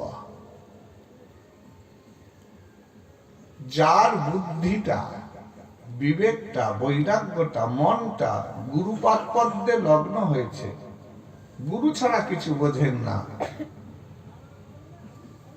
ভগবত চরণ ছাড়া কিছু বোঝেন না, তিনি হচ্ছেন বুদ্ধি সত্তমা। বুদ্ধির মধ্যে উত্তম ব্যক্তি, বুদ্ধি লাভের মধ্যে উত্তম ব্যক্তি। বলে আপনি খুব বুদ্ধিমান, বলে কেন, বলে কয়েক কোটি টাকা জমিয়েছেন। আপনি খুব ভালো বুদ্ধিমান, বিরাট ব্যবসা দিয়েছেন। আপনি ভালো বুদ্ধিমান, প্রচুর জায়গা জমি করে নিয়েছেন। বলে ওই লোকটা আরো বুদ্ধিমান, সব কটা ছেলেকে দাঁড়া করিয়ে দিয়েছে, চাকরি বাকরি ব্যবসা দিয়েছে। বলছে না, তুমি বুদ্ধিমান হতে পারো, বুদ্ধি সত্তম নয়। বলে একজন ভগবানের চরণে দাস হয়েছে, গুরুদেবের চরণে দাস হয়ে গেছেন, গুরুদেব ছাড়া কিছু বোঝেন না, গোবিন্দ ছাড়া কিছু বোঝেন না, গোবিন্দ ভজন ছাড়া আর কিছু করেন না, যা কিছু করেন গোবিন্দই তার সর্বস্ব। বলে তার বুদ্ধিটাই হচ্ছে সত্যম, অর্থাৎ সঠিক জায়গায় বুদ্ধিটা কাজে লাগিয়েছে। বুদ্ধিটা ঠিক জায়গায় কাজে লেগেছে। উদ্ধবের মনটা গোবিন্দ চরণে সংলগ্ন। সেই উদ্ধবের সঙ্গে ভগবানের দেখা হয়েছে। ভগবানের বিষণ্ণ চিত্ত, মলিন বদন, নৈরাশ্যে জড়তি হৃদয়, হৃদয়টা হাহাকার করছে বেদনা। পরম প্রিয় উদ্ধব সখাকে পেয়ে বলছে, সখে। উদ্ধব জিজ্ঞাসা করছে, প্রভু তোমার বদন মলিন কেন? তুমি সচ্চিত আনন্দময় বিগ্রহ, তুমি তো সর্বক্ষণ সদানন্দে প্রেমানন্দে বিহার করো, আজকে তোমার বদন এত মলিন কেন, বিষণ্ণ কেন? ভগবান বলছেন, উদ্ধব 56 কোটি যদুবংশ ধ্বংস হয়ে গিয়েছে। দাদা বলরাম দেহত্যাগ করেছেন, এবার আমার পালা। 7 দিন পরে মহাপ্রলয় এসে এই দ্বারকা নগরীকে জলে গ্রাস করবে। জলোচ্ছ্বাসে, জলতরঙ্গে এই দ্বারকাপুরী ডুবে যাবে। 7 দিন পরে আমি লীলা সম্বরণ করব। প্রভু তুমি লীলা সম্বরণ করবে? সর্বনাশ। বলে কেন? দাপর বহিরাগত বলিরাগত। দাপর যুগ চলে যাচ্ছে, কলি আসছে। কলি মহাপাপের যুগ, কলি অনাচারের যুগ, কলি অধর্মের যুগ। এমন কোন দোষ নাই যে কলির নাই। শত দোষে কলি দোষী, শত অনাচারে কলি অনাচারী। এমন কোন দোষ নাই যে কলি জীবের থাকবে না। সর্বদোষে কলির জীব দোষী। তাতে করে অন্নগত প্রাণ, অধপতে মন, কামিনী কাঞ্চনে আসক্তি, সর্বত্র অনাচার, অবিচার, অধর্ম।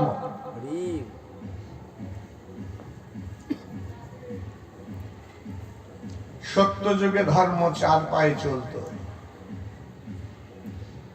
ত্রেতায় ধর্ম 3 পায়ে চলত, দাপরে ধর্ম 2 পায়ে চলত, কলিতে ধর্ম 1 পায়ে চলে, তাও পাটা লুলা হয়ে গিয়েছে।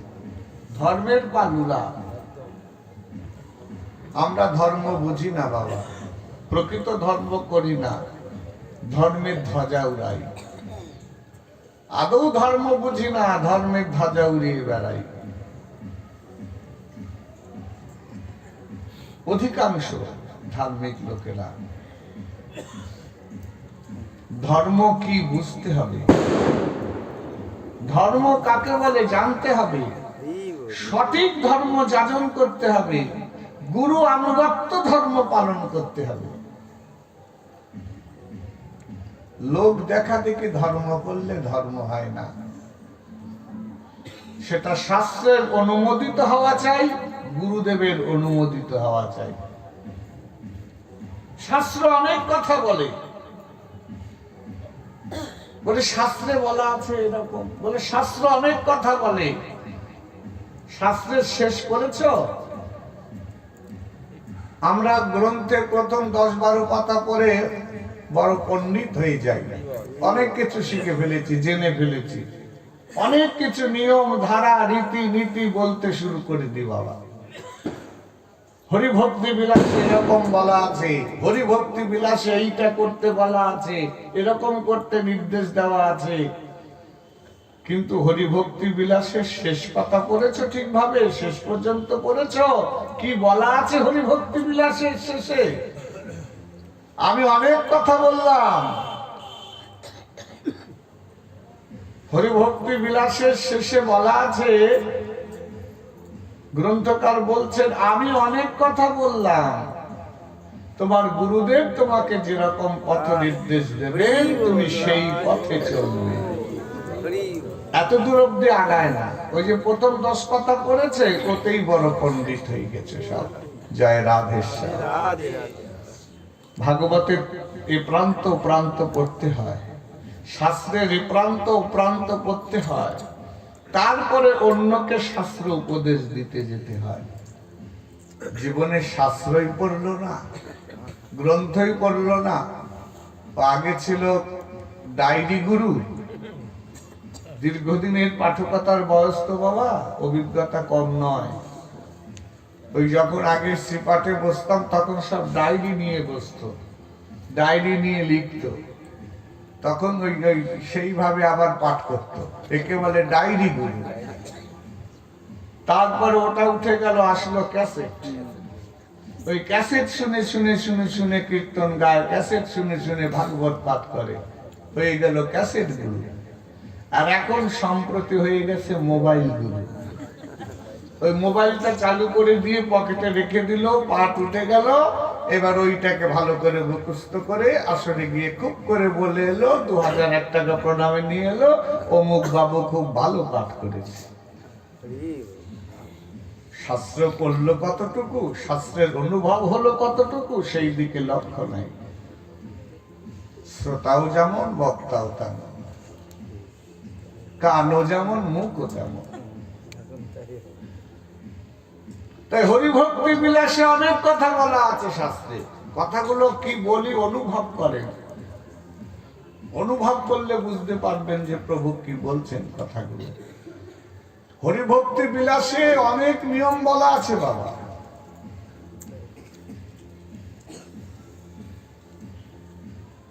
কালকে বলেছিলাম না, সব নিয়ম গিয়ে রান্নাঘরে ঠেকেছে, সব ভজন গিয়ে রান্নাঘরে ঠেকেছে। কেন বলেছিলাম কথাটা?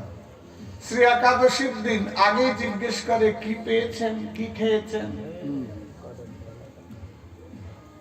কতটুকু ভজন করেছেন, ক ঘর মালা নিয়েছেন, কপিটি মালা করেছেন, আজকে হরিবাসর হবে কিনা, ভাগবত পাঠে গিয়েছিলেন কিনা, ভাগবত পাঠ শুনেছেন কিনা, এ খবর কেউ নেয় না। কি খেয়েছে ওই খবরটা নেয় না। শামা খেয়েছে না, রুটি খেয়েছে না, ভাত খেয়েছে না, আলু সিদ্ধ খেয়েছে না, শাকার খেয়েছে, এই কোষটাই নিতে চায় আগে। তাই ভজনটা রান্নাঘরে গিয়ে ঠেকেছে না। হরিভক্তিতে বলা আছে এই কথা, বলা তো আছে, সে আমিও জানি। তা হরিভক্তির শেষ পর্যন্ত পাঠ করো, ওই ওই মোটা গ্রন্থটা শেষ অবধি পড়ো, পরে শেষে গিয়ে দেখো কি লেখা আছে। শাস্ত্র বলছেন আমি অনেক কথা বলবো, পালন করবে কিনা সেটা তুমি চিন্তা করো। তুমি পালন করতে পারবে কিনা তুমি সেটা চিন্তা করো। তোমার গুরুদেব তোমাকে কি নির্দেশ দিয়েছেন সেটা আগে চিন্তা করো। তোমার গুরুদেব তোমাকে যেরকম নির্দেশ দেবেন তুমি সেই রকম ভজন করবে। গুরুদেব ইচ্ছা করলে ভজন লঘু করতে পারেন, ভজনকে গুরু করতে পারেন। অর্থাৎ অনেক নিয়ম কানুন বেঁধে দিতে পারেন গুরুদেব যদি ইচ্ছা করে। আবার ইচ্ছা করলে শিষ্যের দিকে লক্ষ্য করে নিয়মের লঘু করে দিতে পারেন, যে কম নিয়মও দিতে পারেন। সেটা গুরুদেবের স্বতন্ত্রতা, সেটা গুরুদেবের কৃপা। শিষ্যের যোগ্যতা বুঝে গুরুদেব শিষ্যকে ভজন উপদেশ করবেন। তাই শাস্ত্র অনেক কথা বলবে, কিন্তু শাস্ত্রের সুসিদ্ধান্তটা কি এইটা আগে জানতে হবে। তাই কলিযুগ হচ্ছে অনাচারের যুগ, অধর্মের যুগ। ধর্ম এখানে এক পা তাও লুলা, মানে পাটা খোড়া।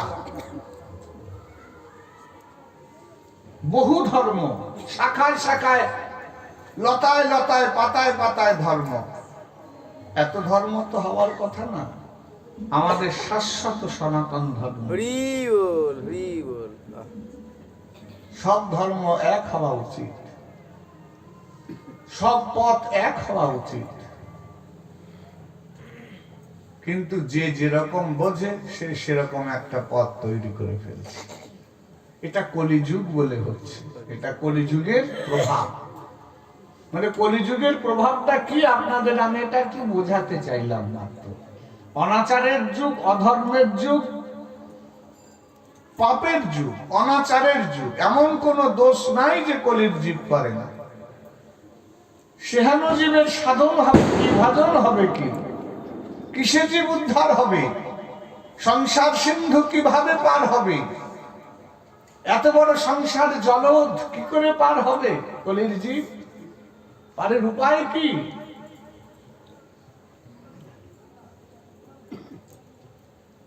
তুমি চলে যাবে, থাকো। তুমি আছো তাই কলি এসে অদূরে দাঁড়িয়ে আছে। অন্ধকার এসে গেছে, সূর্য আছে বলে অন্ধকার নামতে পারছে না। সূর্য ডুবে গেলেই অন্ধকার পৃথিবীকে গ্রাস করবে। ঠিক তদ্রূপ তুমি আছো বলে কলি ঢুকতে পারছে না। তুমি লীলা সম্বরণ করলেই কলি এসে জগৎকে গ্রাস করবে। তা তুমি যদি 7 দিন পরে লীলা অবসান করো, তাহলে জগতের অবস্থা কি হবে? কলির জীবের উপায় কি হবে? জগৎবাসীর উপায় কি হবে? ভগবান বললে, উদ্ধব তুমি যে পরম সাধু। কেন? ভগবানের থেকে ভগবানের ভক্তের চিন্তা বেশি। জীবের জন্য ভগবানের যত না চিন্তা, ভগবানের ভক্তের তার থেকে বেশি চিন্তা। তবে শোনো, আমি চলে যাব, আমার প্রতিনিধি জগতে থাকবে। আমার প্রতিনিধি কলির জীবকে উদ্ধার করবে। তুমি অদ্বয় তত্ত্ব, অদ্বয় জ্ঞান ও তত্ত্ব কৃষ্ণ স্বয়ং ভগবান। তুমি তো স্বয়ং ভগবান, অদ্বয় তত্ত্ব। তোমার দ্বিতীয় কে আছে? তোমার দ্বিতীয় কে আছে ঠাকুর জগতে? তোমার দ্বিতীয় তো কেউ নাই। তাহলে তোমার প্রতিনিধিত্ব করতে পারে এমন সামর্থ্য কার আছে? বলে এমন সামর্থ্য আছে আমার প্রতিনিধির, আমার থেকেও আমার প্রতিনিধির শক্তি বেশি। আমি যা না পারি আমার প্রতিনিধি তাই পারে। বলে কিরকম? বলে আমি চলে যাব, আমার কৃষ্ণ নাম জগতে। নাম নামে অভিন্নতা, নাম আর নামের মধ্যে কোনো ভিন্নতা নাই। যে নাম সেই কৃষ্ণ। অতএব আমি চলে যাব, কিন্তু আমার নাম জগতে থাকবে। এই নাম কলির জীবকে উদ্ধার করবে। এই নাম থেকে কলির জীব উদ্ধার হবে। আমার থেকে আমার নামের শক্তি বেশি। আমি যা না পারি আমার নাম তাই পারে। নাম মহাশক্তিমান, নামে সর্বশক্তি সঞ্চারিত আছে। তাই সর্বশক্তি সমন্বিত কৃষ্ণ নামই জগতে থাকবে।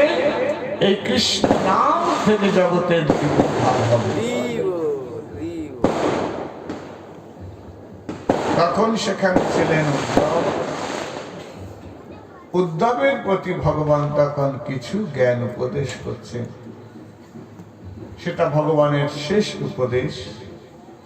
তখন তিনি একটি উপাখ্যান বললেন। সেই উপাখ্যানটি হচ্ছে অবধূত সংবাদ।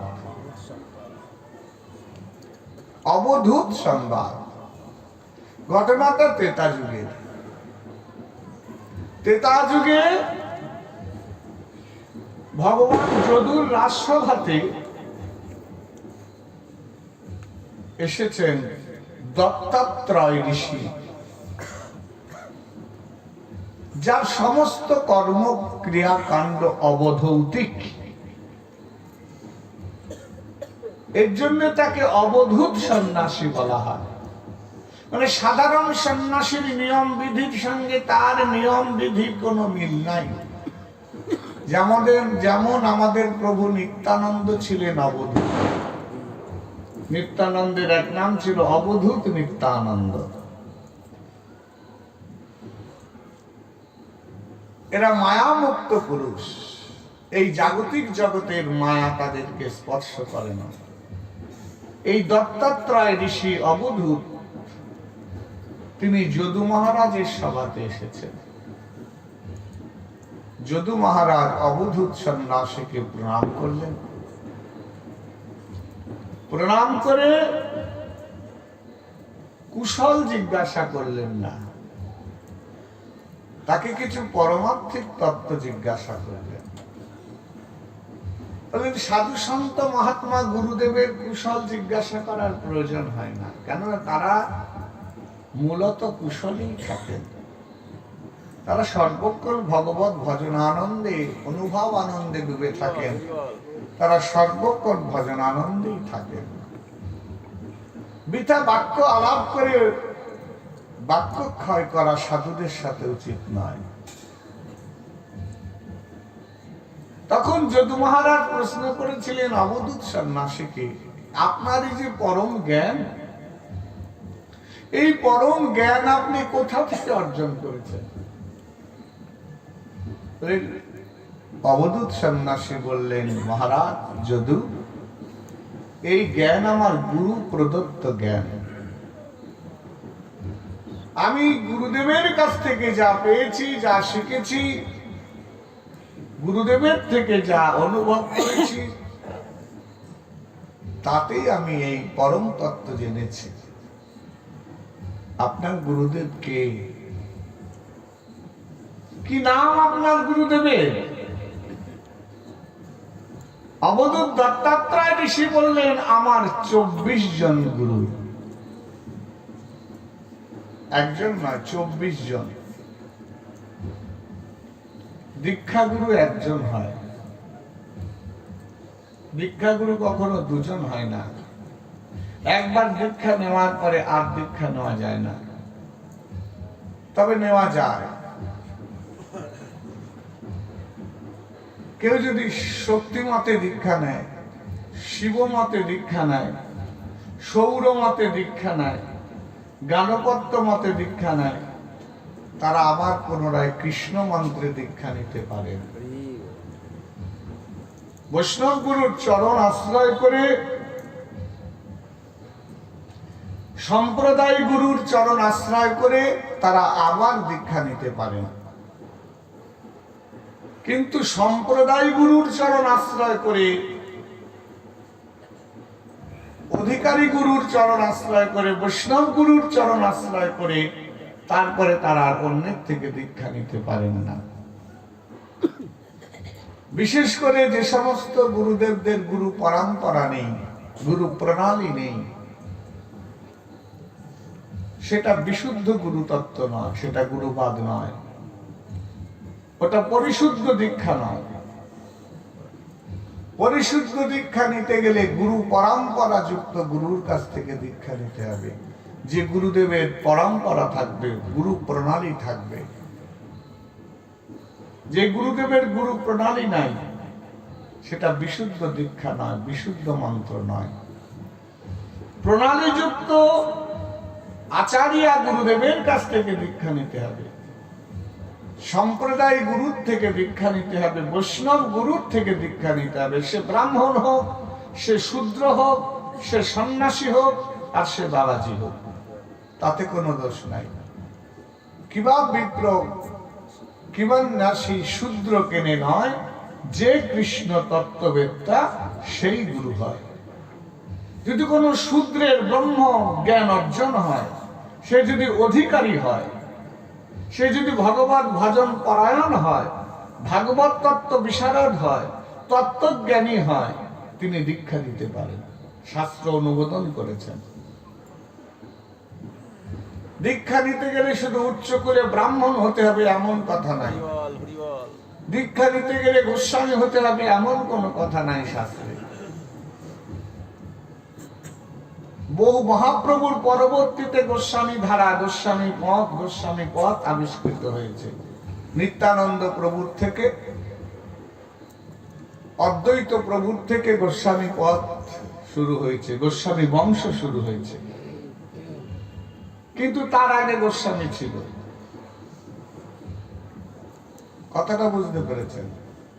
গোস্বামী হতে গেলে কোন প্রভু বংশে জন্ম নিতে হবে এমন কোনো কথা নয়। রূপ গোস্বামী, সনাতন গোস্বামী বৈষ্ণব জগতের আদি মূল চূড়া। অমর রায়, সন্তোষ রায় ছিল তাদের পদবী, তাদের আসল নাম। তারা কি করে রূপ গোস্বামী, সনাতন গোস্বামী হলেন? কৃষ্ণদাস কবিরাজ, ওরা ছিল বৈদ্য, তিনি কৃষ্ণদাস কবিরাজ গোস্বামী হলেন। আদিসপ্তগ্রামের জমিদারের ছেলে হিরণ্য গোবর্ধন, হুগলি জেলার ত্রিবেণীর অন্তর্দূরে আদিসপ্তগ্রাম, সে আদিসপ্তগ্রামের জমিদার হচ্ছে হিরণ্য গোবর্ধন। তার একমাত্র পুত্র রঘুনাথ দাস, তিনি পরবর্তীতে রঘুনাথ দাস গোস্বামী হলেন। নরোত্তম ঠাকুর, তিনি কায়স্থ সন্তান, তার বাবার নাম ছিল কৃষ্ণানন্দ দে দত্ত, তিনি কি করে গোস্বামী হলেন? অভয়চরণ দে, যাকে প্রভুপাদ বলে ইস্কনে, তিনি ছিলেন কায়স্থ সন্তান দে, সারা বিশ্বে কৃষ্ণ মন্ত্র দীক্ষা দিলেন তিনি। হরিবল। একটা হচ্ছে গোস্বামী বংশে জন্ম, আরেকটা হচ্ছে সাধন ভজন করে গোস্বামী উপাধি যুক্ত গোস্বামী। উপাধিতেও গোস্বামী হয়, আর গোস্বামী বংশে জন্ম নিলে তারাও গোস্বামী হয়। নিত্যানন্দ প্রভুর বংশে যারা জন্ম নিয়েছে তারাও গোস্বামী, তারাও উপাধি গোস্বামী। নিত্যানন্দের পদবী ছিল ঝা, নিত্যানন্দের বাবার নাম ছিল হারাই ওঝা, গোস্বামী ছিল না। নিত্যানন্দ প্রভু, তার শিষ্য বীরভদ্র, বীরভদ্রের পরবর্তী থেকে গোস্বামী প্রথা চালু হলো। অদ্বৈতাচার্যের নাম ছিল কমলাক্ষ ভট্টাচার্য। তত্ত্বগুলো বুঝবেন আপনারা। কিছু সংখ্যক মানুষ আছে ভ্রান্ত ধারণা দিয়ে মানুষকে বিব্রত করে। হরিবল। আপনারা সরল সোজা কিছু বোঝেন না, শাস্ত্র জানেন না, তাই তাদের কাছে নথি স্বীকার করে আসেন, আর তারা অন্ধ বুঝাবার মতো বুঝিয়ে চলে যায়। কিন্তু শাস্ত্র যারা মানুষের কাছে তারা আসে না, যারা শাস্ত্র জানে তাদের কাছে আসে না, সিংহের কাছে আসে না, বাঘের কাছে আসে না, জানে যে ওখানে গেলে থাবা খেতে হবে, ওখানে আসে না। ওই দূরে দূরে দূরে দূরে দূরে দূরে ওরা ওই আলোচনা করে। এগুলো সঠিক নয় ধর্মের। অদ্বৈতাচার্যের পদবী কি ছিল জানেন? আসল নাম কমলাক্ষ ভট্টাচার্য। তাহলে ওই বংশে যারা জন্ম নেবে তাদের পদবী কি হবে? ভট্টাচার্য হবে। কথাটা বুঝতে পারছেন তো? অদ্বৈত প্রভুর বংশে যারা জন্ম নেবেন, অদ্বৈত বংশে, তাদের পদবী কি হবে? ভট্টাচার্য হবে। এখন কি কেউ ভট্টাচার্য দেয়? সবাই দেয় গোস্বামী। তাহলে এটা উপাধি গোস্বামী, তাদের মূল পদবী ভট্টাচার্য, দিচ্ছে গোস্বামী। ওই এটা একই সেই রকম। রঘুনাথ দাস, সে গোস্বামী উপাধি, রঘুনাথ দাস গোস্বামী। তাই মহাপ্রভু বললেন, মহাপ্রভু বললেন রায় রামানন্দকে, কিবা বিপ্র কিবা নাসি, শূদ্র কেড়ে নয়, যে কৃষ্ণ তত্ত্ববেত্তা সেই গুরু হয়। গুরু শক্তি অর্জন করতে পারলে, সাধন শক্তি অর্জন করতে পারলে, ব্রহ্ম শক্তি অর্জন করতে পারলে, আত্মদর্শী হলে এবং ভগবত জ্ঞানী হলে সে অন্যকে দীক্ষা প্রদান করিতে পারে। শাস্ত্র এটা অনুমোদন করিয়াছেন, এটা শাস্ত্র অনুমোদিত। তাই দীক্ষাগুলো একজন হয়। যারাই দীক্ষা নেবেন সর্বপ্রথমে এটা মনে রাখবেন, যেন সম্প্রদায় গুরুর থেকে দীক্ষা নেবেন, পরিবারযুক্ত গুরুর থেকে দীক্ষা নেবেন। যে সমস্ত গুরুদেবদের পরিবার নেই সেগুলো সঠিক দীক্ষা নয়, ভ্রান্ত, সঠিক পথ নয় ওটা। তাদের শুদ্ধ প্রণালী থাকে না। পরিবার থাকলে শুদ্ধ প্রণালী থাকবে।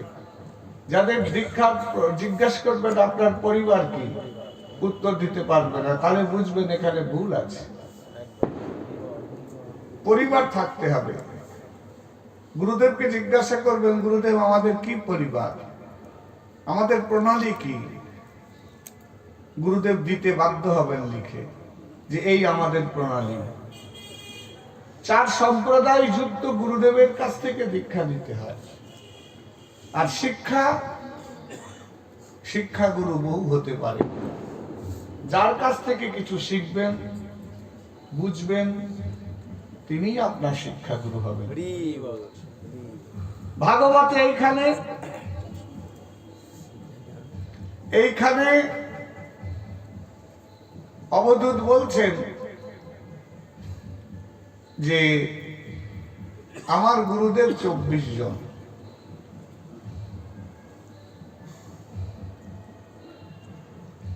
তত্ত্বটা মনে রাখবেন যেটা বললাম দীক্ষা সম্পর্কে। 4 সম্প্রদায় যুক্ত গুরু। ব্রহ্ম সম্প্রদায় অর্থাৎ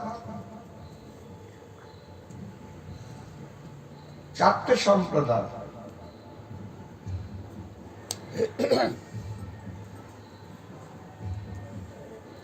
মাধবাচার্য সম্প্রদায়, এটা পরবর্তীতে ব্রহ্ম সম্প্রদায় বলে কেউ কেউ বলছে, নতুন করে গজিয়েছে। ওটা সঠিক নয় বলাটা। মাধবাচার্য সম্প্রদায়, নিম্বার্ক সম্প্রদায়, রামানুজ সম্প্রদায়, শ্রী সম্প্রদায়, এই 4টে হচ্ছে সম্প্রদায়। এই 4টি সম্প্রদায় গুরুর কাছ থেকে দীক্ষা নিতে হবে, তবে দীক্ষাটা শুদ্ধ দীক্ষা হবে। আর শিক্ষাগুরু যে সে হতে পারে, যাকে তাকে শিক্ষাগুরু করতে পারে, যদি সে শাস্ত্রজ্ঞ হয়, তত্ত্বজ্ঞ হয়, কৃষ্ণ তত্ত্বদর্শী হয়। এখানে অবধূত বলছেন আমার 24 জন গুরু। কে কে? না, পৃথিবী আমার গুরু। এই পৃথিবীর কাছ থেকে আমি সহিষ্ণু শিক্ষা পেয়েছি, তাই পৃথিবী গুরু। বায়ু আমার গুরু, বাতাস আমার গুরু, আকাশ আমার গুরু, জল জীবন, জল আমার গুরু, অগ্নি আমার গুরু, চন্দ্র আমার গুরু, সূর্য আমার গুরু। একটা কপট পায়রা, পায়রার কাছ থেকে আমি জীবনে কিছু শিক্ষা পেয়েছি, পায়রা আমার গুরু। অজগর সর্প, অজগর সর্প আমার গুরু। সিন্ধু, সমুদ্রের কাছ থেকে আমি কিছু শিক্ষা পেয়েছি, সমুদ্র আমার গুরু। পতঙ্গের কাছ থেকে কিছু শিক্ষা পেয়েছি, পতঙ্গ আমার গুরু। মৌমাছির কাছ থেকে কিছু শিক্ষা পেয়েছি, মৌমাছি আমার গুরু। একটি মত্ত হস্তির কাছ থেকে আমি কিছু শিক্ষা পেয়েছি, একটা হাতি আমার গুরু। একজন ব্যাধের কাছ থেকে আমি শিক্ষা পেয়েছি নিষ্ঠা, ব্যাধ আমার গুরু। হরিণের কাছ থেকে আমি কিছু শিখেছি, তাই হরিণ আমার গুরু। মৎস্যে, মাছের কাছে আমি কিছু শিক্ষা পেয়েছি, মীন, মৎস্য আমার গুরু। গণিকা, পিঙ্গলা, বেশ্যা, যাদেরকে সবাই ঘৃণা করে, তাদের কাছ থেকেও জীবনে আমি কিছু শিখেছি। ওই গণিকা, পিঙ্গলা, বেশ্যা আমার গুরু। কুরুর পক্ষী, একটা পাখি, সেই পাখি আমার গুরু। একটা শিশু বালক, তার কাছেও আমি কিছু শিক্ষা পেয়েছি, সহজ সরলতা, সে আমার গুরু। একটা কুমারী মেয়ে, তার কাছে আমি কিছু শিখেছি, কিছু বুঝেছি, কিছু পেয়েছি, সে আমার গুরু। একজন স্বর নির্মাতা, সেও আমার গুরু। একটা বিষধর সর্প, সে আমার গুরু। মাকড়সা পোকা, সে আমার গুরু। কাঁচ পোকা, সে আমার গুরু। অবশেষে আমার 3.5 হাত এই যে দেহটা, এই দেহটাও আমার গুরু। এই দেহটাও আমার গুরু। এইভাবে 24 জন গুরুর কথা বললেন অবধূত। সেই অবধূত গুরু তত্ত্বগুলো স্বতন্ত্র কোনো পাঠের আসরে আবার যখন আসবো আমি, অনন্য সময় অনন্য পাঠ হবে আসরে, তখন এই অবধূত সংবাদ আপনাদের আমি আলাদা করে একবার শোনাবো।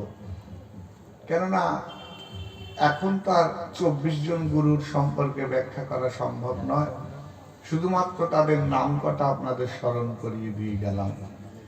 পরবর্তীতে যদি কখনো আসর পাই, তখন 24 গুরুর ব্যাখ্যা, কার কাছ থেকে কি শিক্ষা পেয়েছিলেন অবধূত, কি বিষয় শিক্ষা পেয়েছিলেন, কেন তাকে গুরু করেছিলেন, সেই সম্পর্কে বিশদ ব্যাখ্যার আশা রাখলাম। তারপরে কৃষ্ণ কি করলেন? 7 দিন পরে সমুদ্রে সে দ্বারকাপুরীকে গ্রাস করলো। প্রভাসের পূর্ণ তীর্থে কৃষ্ণ বৃক্ষ ডালে বসে আছেন। জরাবেদ মনে করলেন তার চরণ দুটোকে পক্ষী ভ্রম করে জরাবেদ তীরবিদ্ধ করলেন। তীরবিদ্ধ করলে জরাবেদ ভূমিতে পতিত হলেন। জরাবেদের সম্মুখে শ্রীকৃষ্ণ পতিত হলেন ভূমিতে। জরাবেদ ছুটে এসে দেখলেন পাখি নয়, ভগবান স্বয়ং কৃষ্ণকে তিনি, যদুরাজ কৃষ্ণকে তিনি, যদুনাথকে তিনি হত্যা করেছেন। আকুল কণ্ঠে কেঁদে পড়লেন, প্রভু আমি এ কি করলাম? ভগবান বললেন, জরা চিন্তা করো না, এটা পূর্ব নির্ধারিত। ত্রেতা যুগে তুমি ছিলে বালির পুত্র অঙ্গদ, আমি ছিলাম শ্রী রামচন্দ্র। সপ্তকাল ভেদ করে তোমার পিতাকে আমি হত্যা করেছিলাম। সেদিন তুমি প্রতিজ্ঞা করেছিলে পিতৃ হত্যাকারীকে তুমি বধ করবে। সেদিন আমি কথা বলেছিলাম যে জন্মে নয়, আগত দাপর যুগে তোমার আশা পূর্ণ হবে। তাই তোমার আশা আমি পূরণ করলাম। কিন্তু জরাবেদ কেঁদে আকুল হয়ে যাচ্ছেন, আমি এ কি করলাম? তখন ভগবান বললেন, তুমি কেঁদো না, আমি তোমার হয়ে থাকবো। আমি কলিতে নীল মাধব রূপে প্রকট হব এবং তোমারই সেবিত বিগ্রহ রূপে নীল মাধব রূপে নীলগিরি পর্বতে সেবা প্রাপ্ত হব। তুমি হবে আমার পরম ভক্ত রাজা বিশ্বাবসু সবর। সেই জরাবেদ পরবর্তীতে মরে বিশ্বাবসু সবর হয়েছিলেন। ভগবান নীলমাধব স্বরূপে প্রকট হলেন এবং নীলমাধব পর থেকে তিনি জগন্নাথ বলরাম সুভদ্রা রূপে দারু ব্রহ্ম রূপে নীলাচলে প্রকট হলেন। ভগবান কৃষ্ণ লীলা সম্বরণ করলেন। পৃথিবীতে শোকের ছায়া নেমে আসলো। কলি এসে প্রবেশ করলেন জগতে। সুখদেবের 7 দিনের ভাগবত কথা বিশ্রাম হলো। অব্যর্থ তক্ষক, ঋষি বাক্য ব্যর্থ হবে না। তক্ষক এসেছেন, অদূরে অপেক্ষা করছেন। সুখদেব গোস্বামীর মতন নিষ্কিঞ্চন মায়ামুক্ত পুরুষ রয়েছেন, তাই সভাতে তক্ষক প্রবেশ করতে পারছেন না। সুখদেব গোস্বামী তখন আসন ত্যাগ করলেন, ব্যাসপীঠ ত্যাগ করলেন। ঋষি মুনিরা বললেন, আমাদের তো অপূর্ণ চিত্ত, ভাগবত কথা শুনে তো আমাদের পরিতৃপ্ত হয় নাই চিত্ত। আপনি কৃপা করে আমাদের ভাগবত শ্রবণের বিধান করে দিয়ে যান। তখন তার গলার মালাটা সুতমুনির গলায় পরিয়ে দিলেন। পরবর্তীতে নৈমিষারণ্যে কলিযুগের সূচনায় সনকাদি ঋষিগণ যজ্ঞ করলেন। সেই যজ্ঞ ভূমিতে ভাগবত সভাতে সুতমুনি নিরন্তর ভাগবত কথা কীর্তন করলেন, আর সনকাদি ঋষিগণ সেই ভাগবত কথা শ্রবণ করলেন। সুখদেব সকলকে আশীর্বাদ করলেন। আশীর্বাদ করে সুখদেব সেখান থেকে বিদায় নিলেন। এইবার পরীক্ষিত প্রবেশনে বসেছেন, পূর্ব দিকে মুখ দিয়ে। তক্ষক এসে তাকে গ্রহণ করবেন। পরীক্ষিতের স্থূল দেহটাকে তক্ষক স্পর্শ করল। তক্ষকের তীব্র বিষে পরীক্ষিতের স্থূল দেহটা ভস্ম হয়ে গেল। সূক্ষ্ম দেহে পরীক্ষিত মহারাজ পুষ্পরথে চড়ে হরি বল। গোলক বৈকুণ্ঠ ধামে যাত্রা তাই। নিরন্তর 7 দিন 7 রাত্রি অমৃতময়ী ভাগবতী কথা শ্রবণ করে সুখদেব গোস্বামী শ্রী মুখরাবৃন্দ থেকে অমৃতময়ী কথা শ্রবণ করে পরীক্ষিত মহারাজ অমৃত লোকে চলে গেলেন। সুখদেব চলে গেলেন, হরি বল, হরি বল, হরি বল। পরীক্ষিত অমৃত লোকে চলে গেলেন, কিন্তু ভাগবত তরণী রয়ে গেল। হরি বল। আহা, নৌকায় যেমন সন্ধ্যাবেলায় মাঝে নৌকো বেঁধে বাড়ি চলে যায়, যাত্রী যারা তারা আপন গৃহে চলে যায়, নৌকাটা ঘাটে বাঁধা থাকে, ঠিক সেই রকম পরীক্ষিত চলে গেলেন ভাগবত শ্রবণ করে, সুখদেব চলে গেলেন ভাগবত কীর্তন করে, ভাগবত তরি রয়ে গেল। বলে কাদের জন্য? হরি বল, হরি এই বল। নৌকাটা রয়ে গেল কাদের জন্য? বলে কলিহত জীবের জন্য। হরি বল। এই ভাগবত রূপ নৌকায় যারা একবার উঠবেন শ্রবণ কীর্তন তরিতে, তারা অনায়াসে গোবিন্দ চরণ পার হবে। ব্যাসদেব 18টি মহাপুরাণ পূর্ণ করলেন। 18টি মহাপুরাণের পরিচয় দিচ্ছেন। আমরা 18টা মহাপুরাণের নাম শুনেছি, 18 পুরাণ, কিন্তু এই 18 পুরাণের পরিচয় দিচ্ছেন ভাগবতে। সর্বপ্রথম ব্রহ্ম পুরাণ, যার শ্লোক সংখ্যা হচ্ছে 10,000। তার দ্বিতীয় হচ্ছে পদ্ম পুরাণ, যার শ্লোক সংখ্যা হচ্ছে 55,000। তৃতীয় হচ্ছে বিষ্ণু পুরাণ, যার শ্লোক হচ্ছে 23,000। পরবর্তী শিব পুরাণ, যার শ্লোক হচ্ছে 24,000। তারপরে নারদ পুরাণ, যার শ্লোক হচ্ছে 25,000। মার্কণ্ড পুরাণ, যার শ্লোক হচ্ছে 9,000। অগ্নি পুরাণ, যার শ্লোক হচ্ছে 5,400। ভবিষ্য পুরাণ, যার শ্লোক হচ্ছে 14,025টি। ব্রহ্ম বৈবর্ত পুরাণ, যার শ্লোক হচ্ছে 18,000। লিঙ্গ পুরাণ, যার শ্লোক হচ্ছে 11,000। বরাহ পুরাণ, যার শ্লোক হচ্ছে 24,000। স্কন্ধ পুরাণ, যার শ্লোক হচ্ছে 81,101টা। বামন পুরাণ, যার শ্লোক হচ্ছে 10,000। কুর্ম পুরাণ 17,000 শ্লোক। মৎস্য পুরাণ 14,000 শ্লোক। গরুড় পুরাণ 19,000 শ্লোক। ব্রহ্মাণ্ড পুরাণ 12,000 শ্লোক। সর্বশেষ এলেন ভাগবত পুরাণ, যার শ্লোক সংখ্যা হচ্ছে 18,000। এই 18টি মহাপুরাণ, 14 শাস্ত্র, 4 বেদ এবং অসংখ্য দর্শন তন্ত্রাদি জগতের কাছে রেখে গেলেন ব্যাসদেব। সকল শাস্ত্রের নির্যাস, সকল শাস্ত্রের সারাৎসার হচ্ছে শ্রীমৎ ভাগবত। হরি যে ভাগবত কথা শ্রবণ করলে অনায়াসে জীব গোবিন্দ পাদ পদ্মে অচলারতি মতি ভক্তি গ্রহণ করেন। জয় নিতাই, ভক্তের মনোবাঞ্ছা জয় পূর্ণার্থ গৌর। হরি হরি বলো। সকলের কাছে আমার একটা বিশেষ নিবেদন, আপনারা নিবেদনটা বিশেষ করে শুনবেন। নিবেদনটা হচ্ছে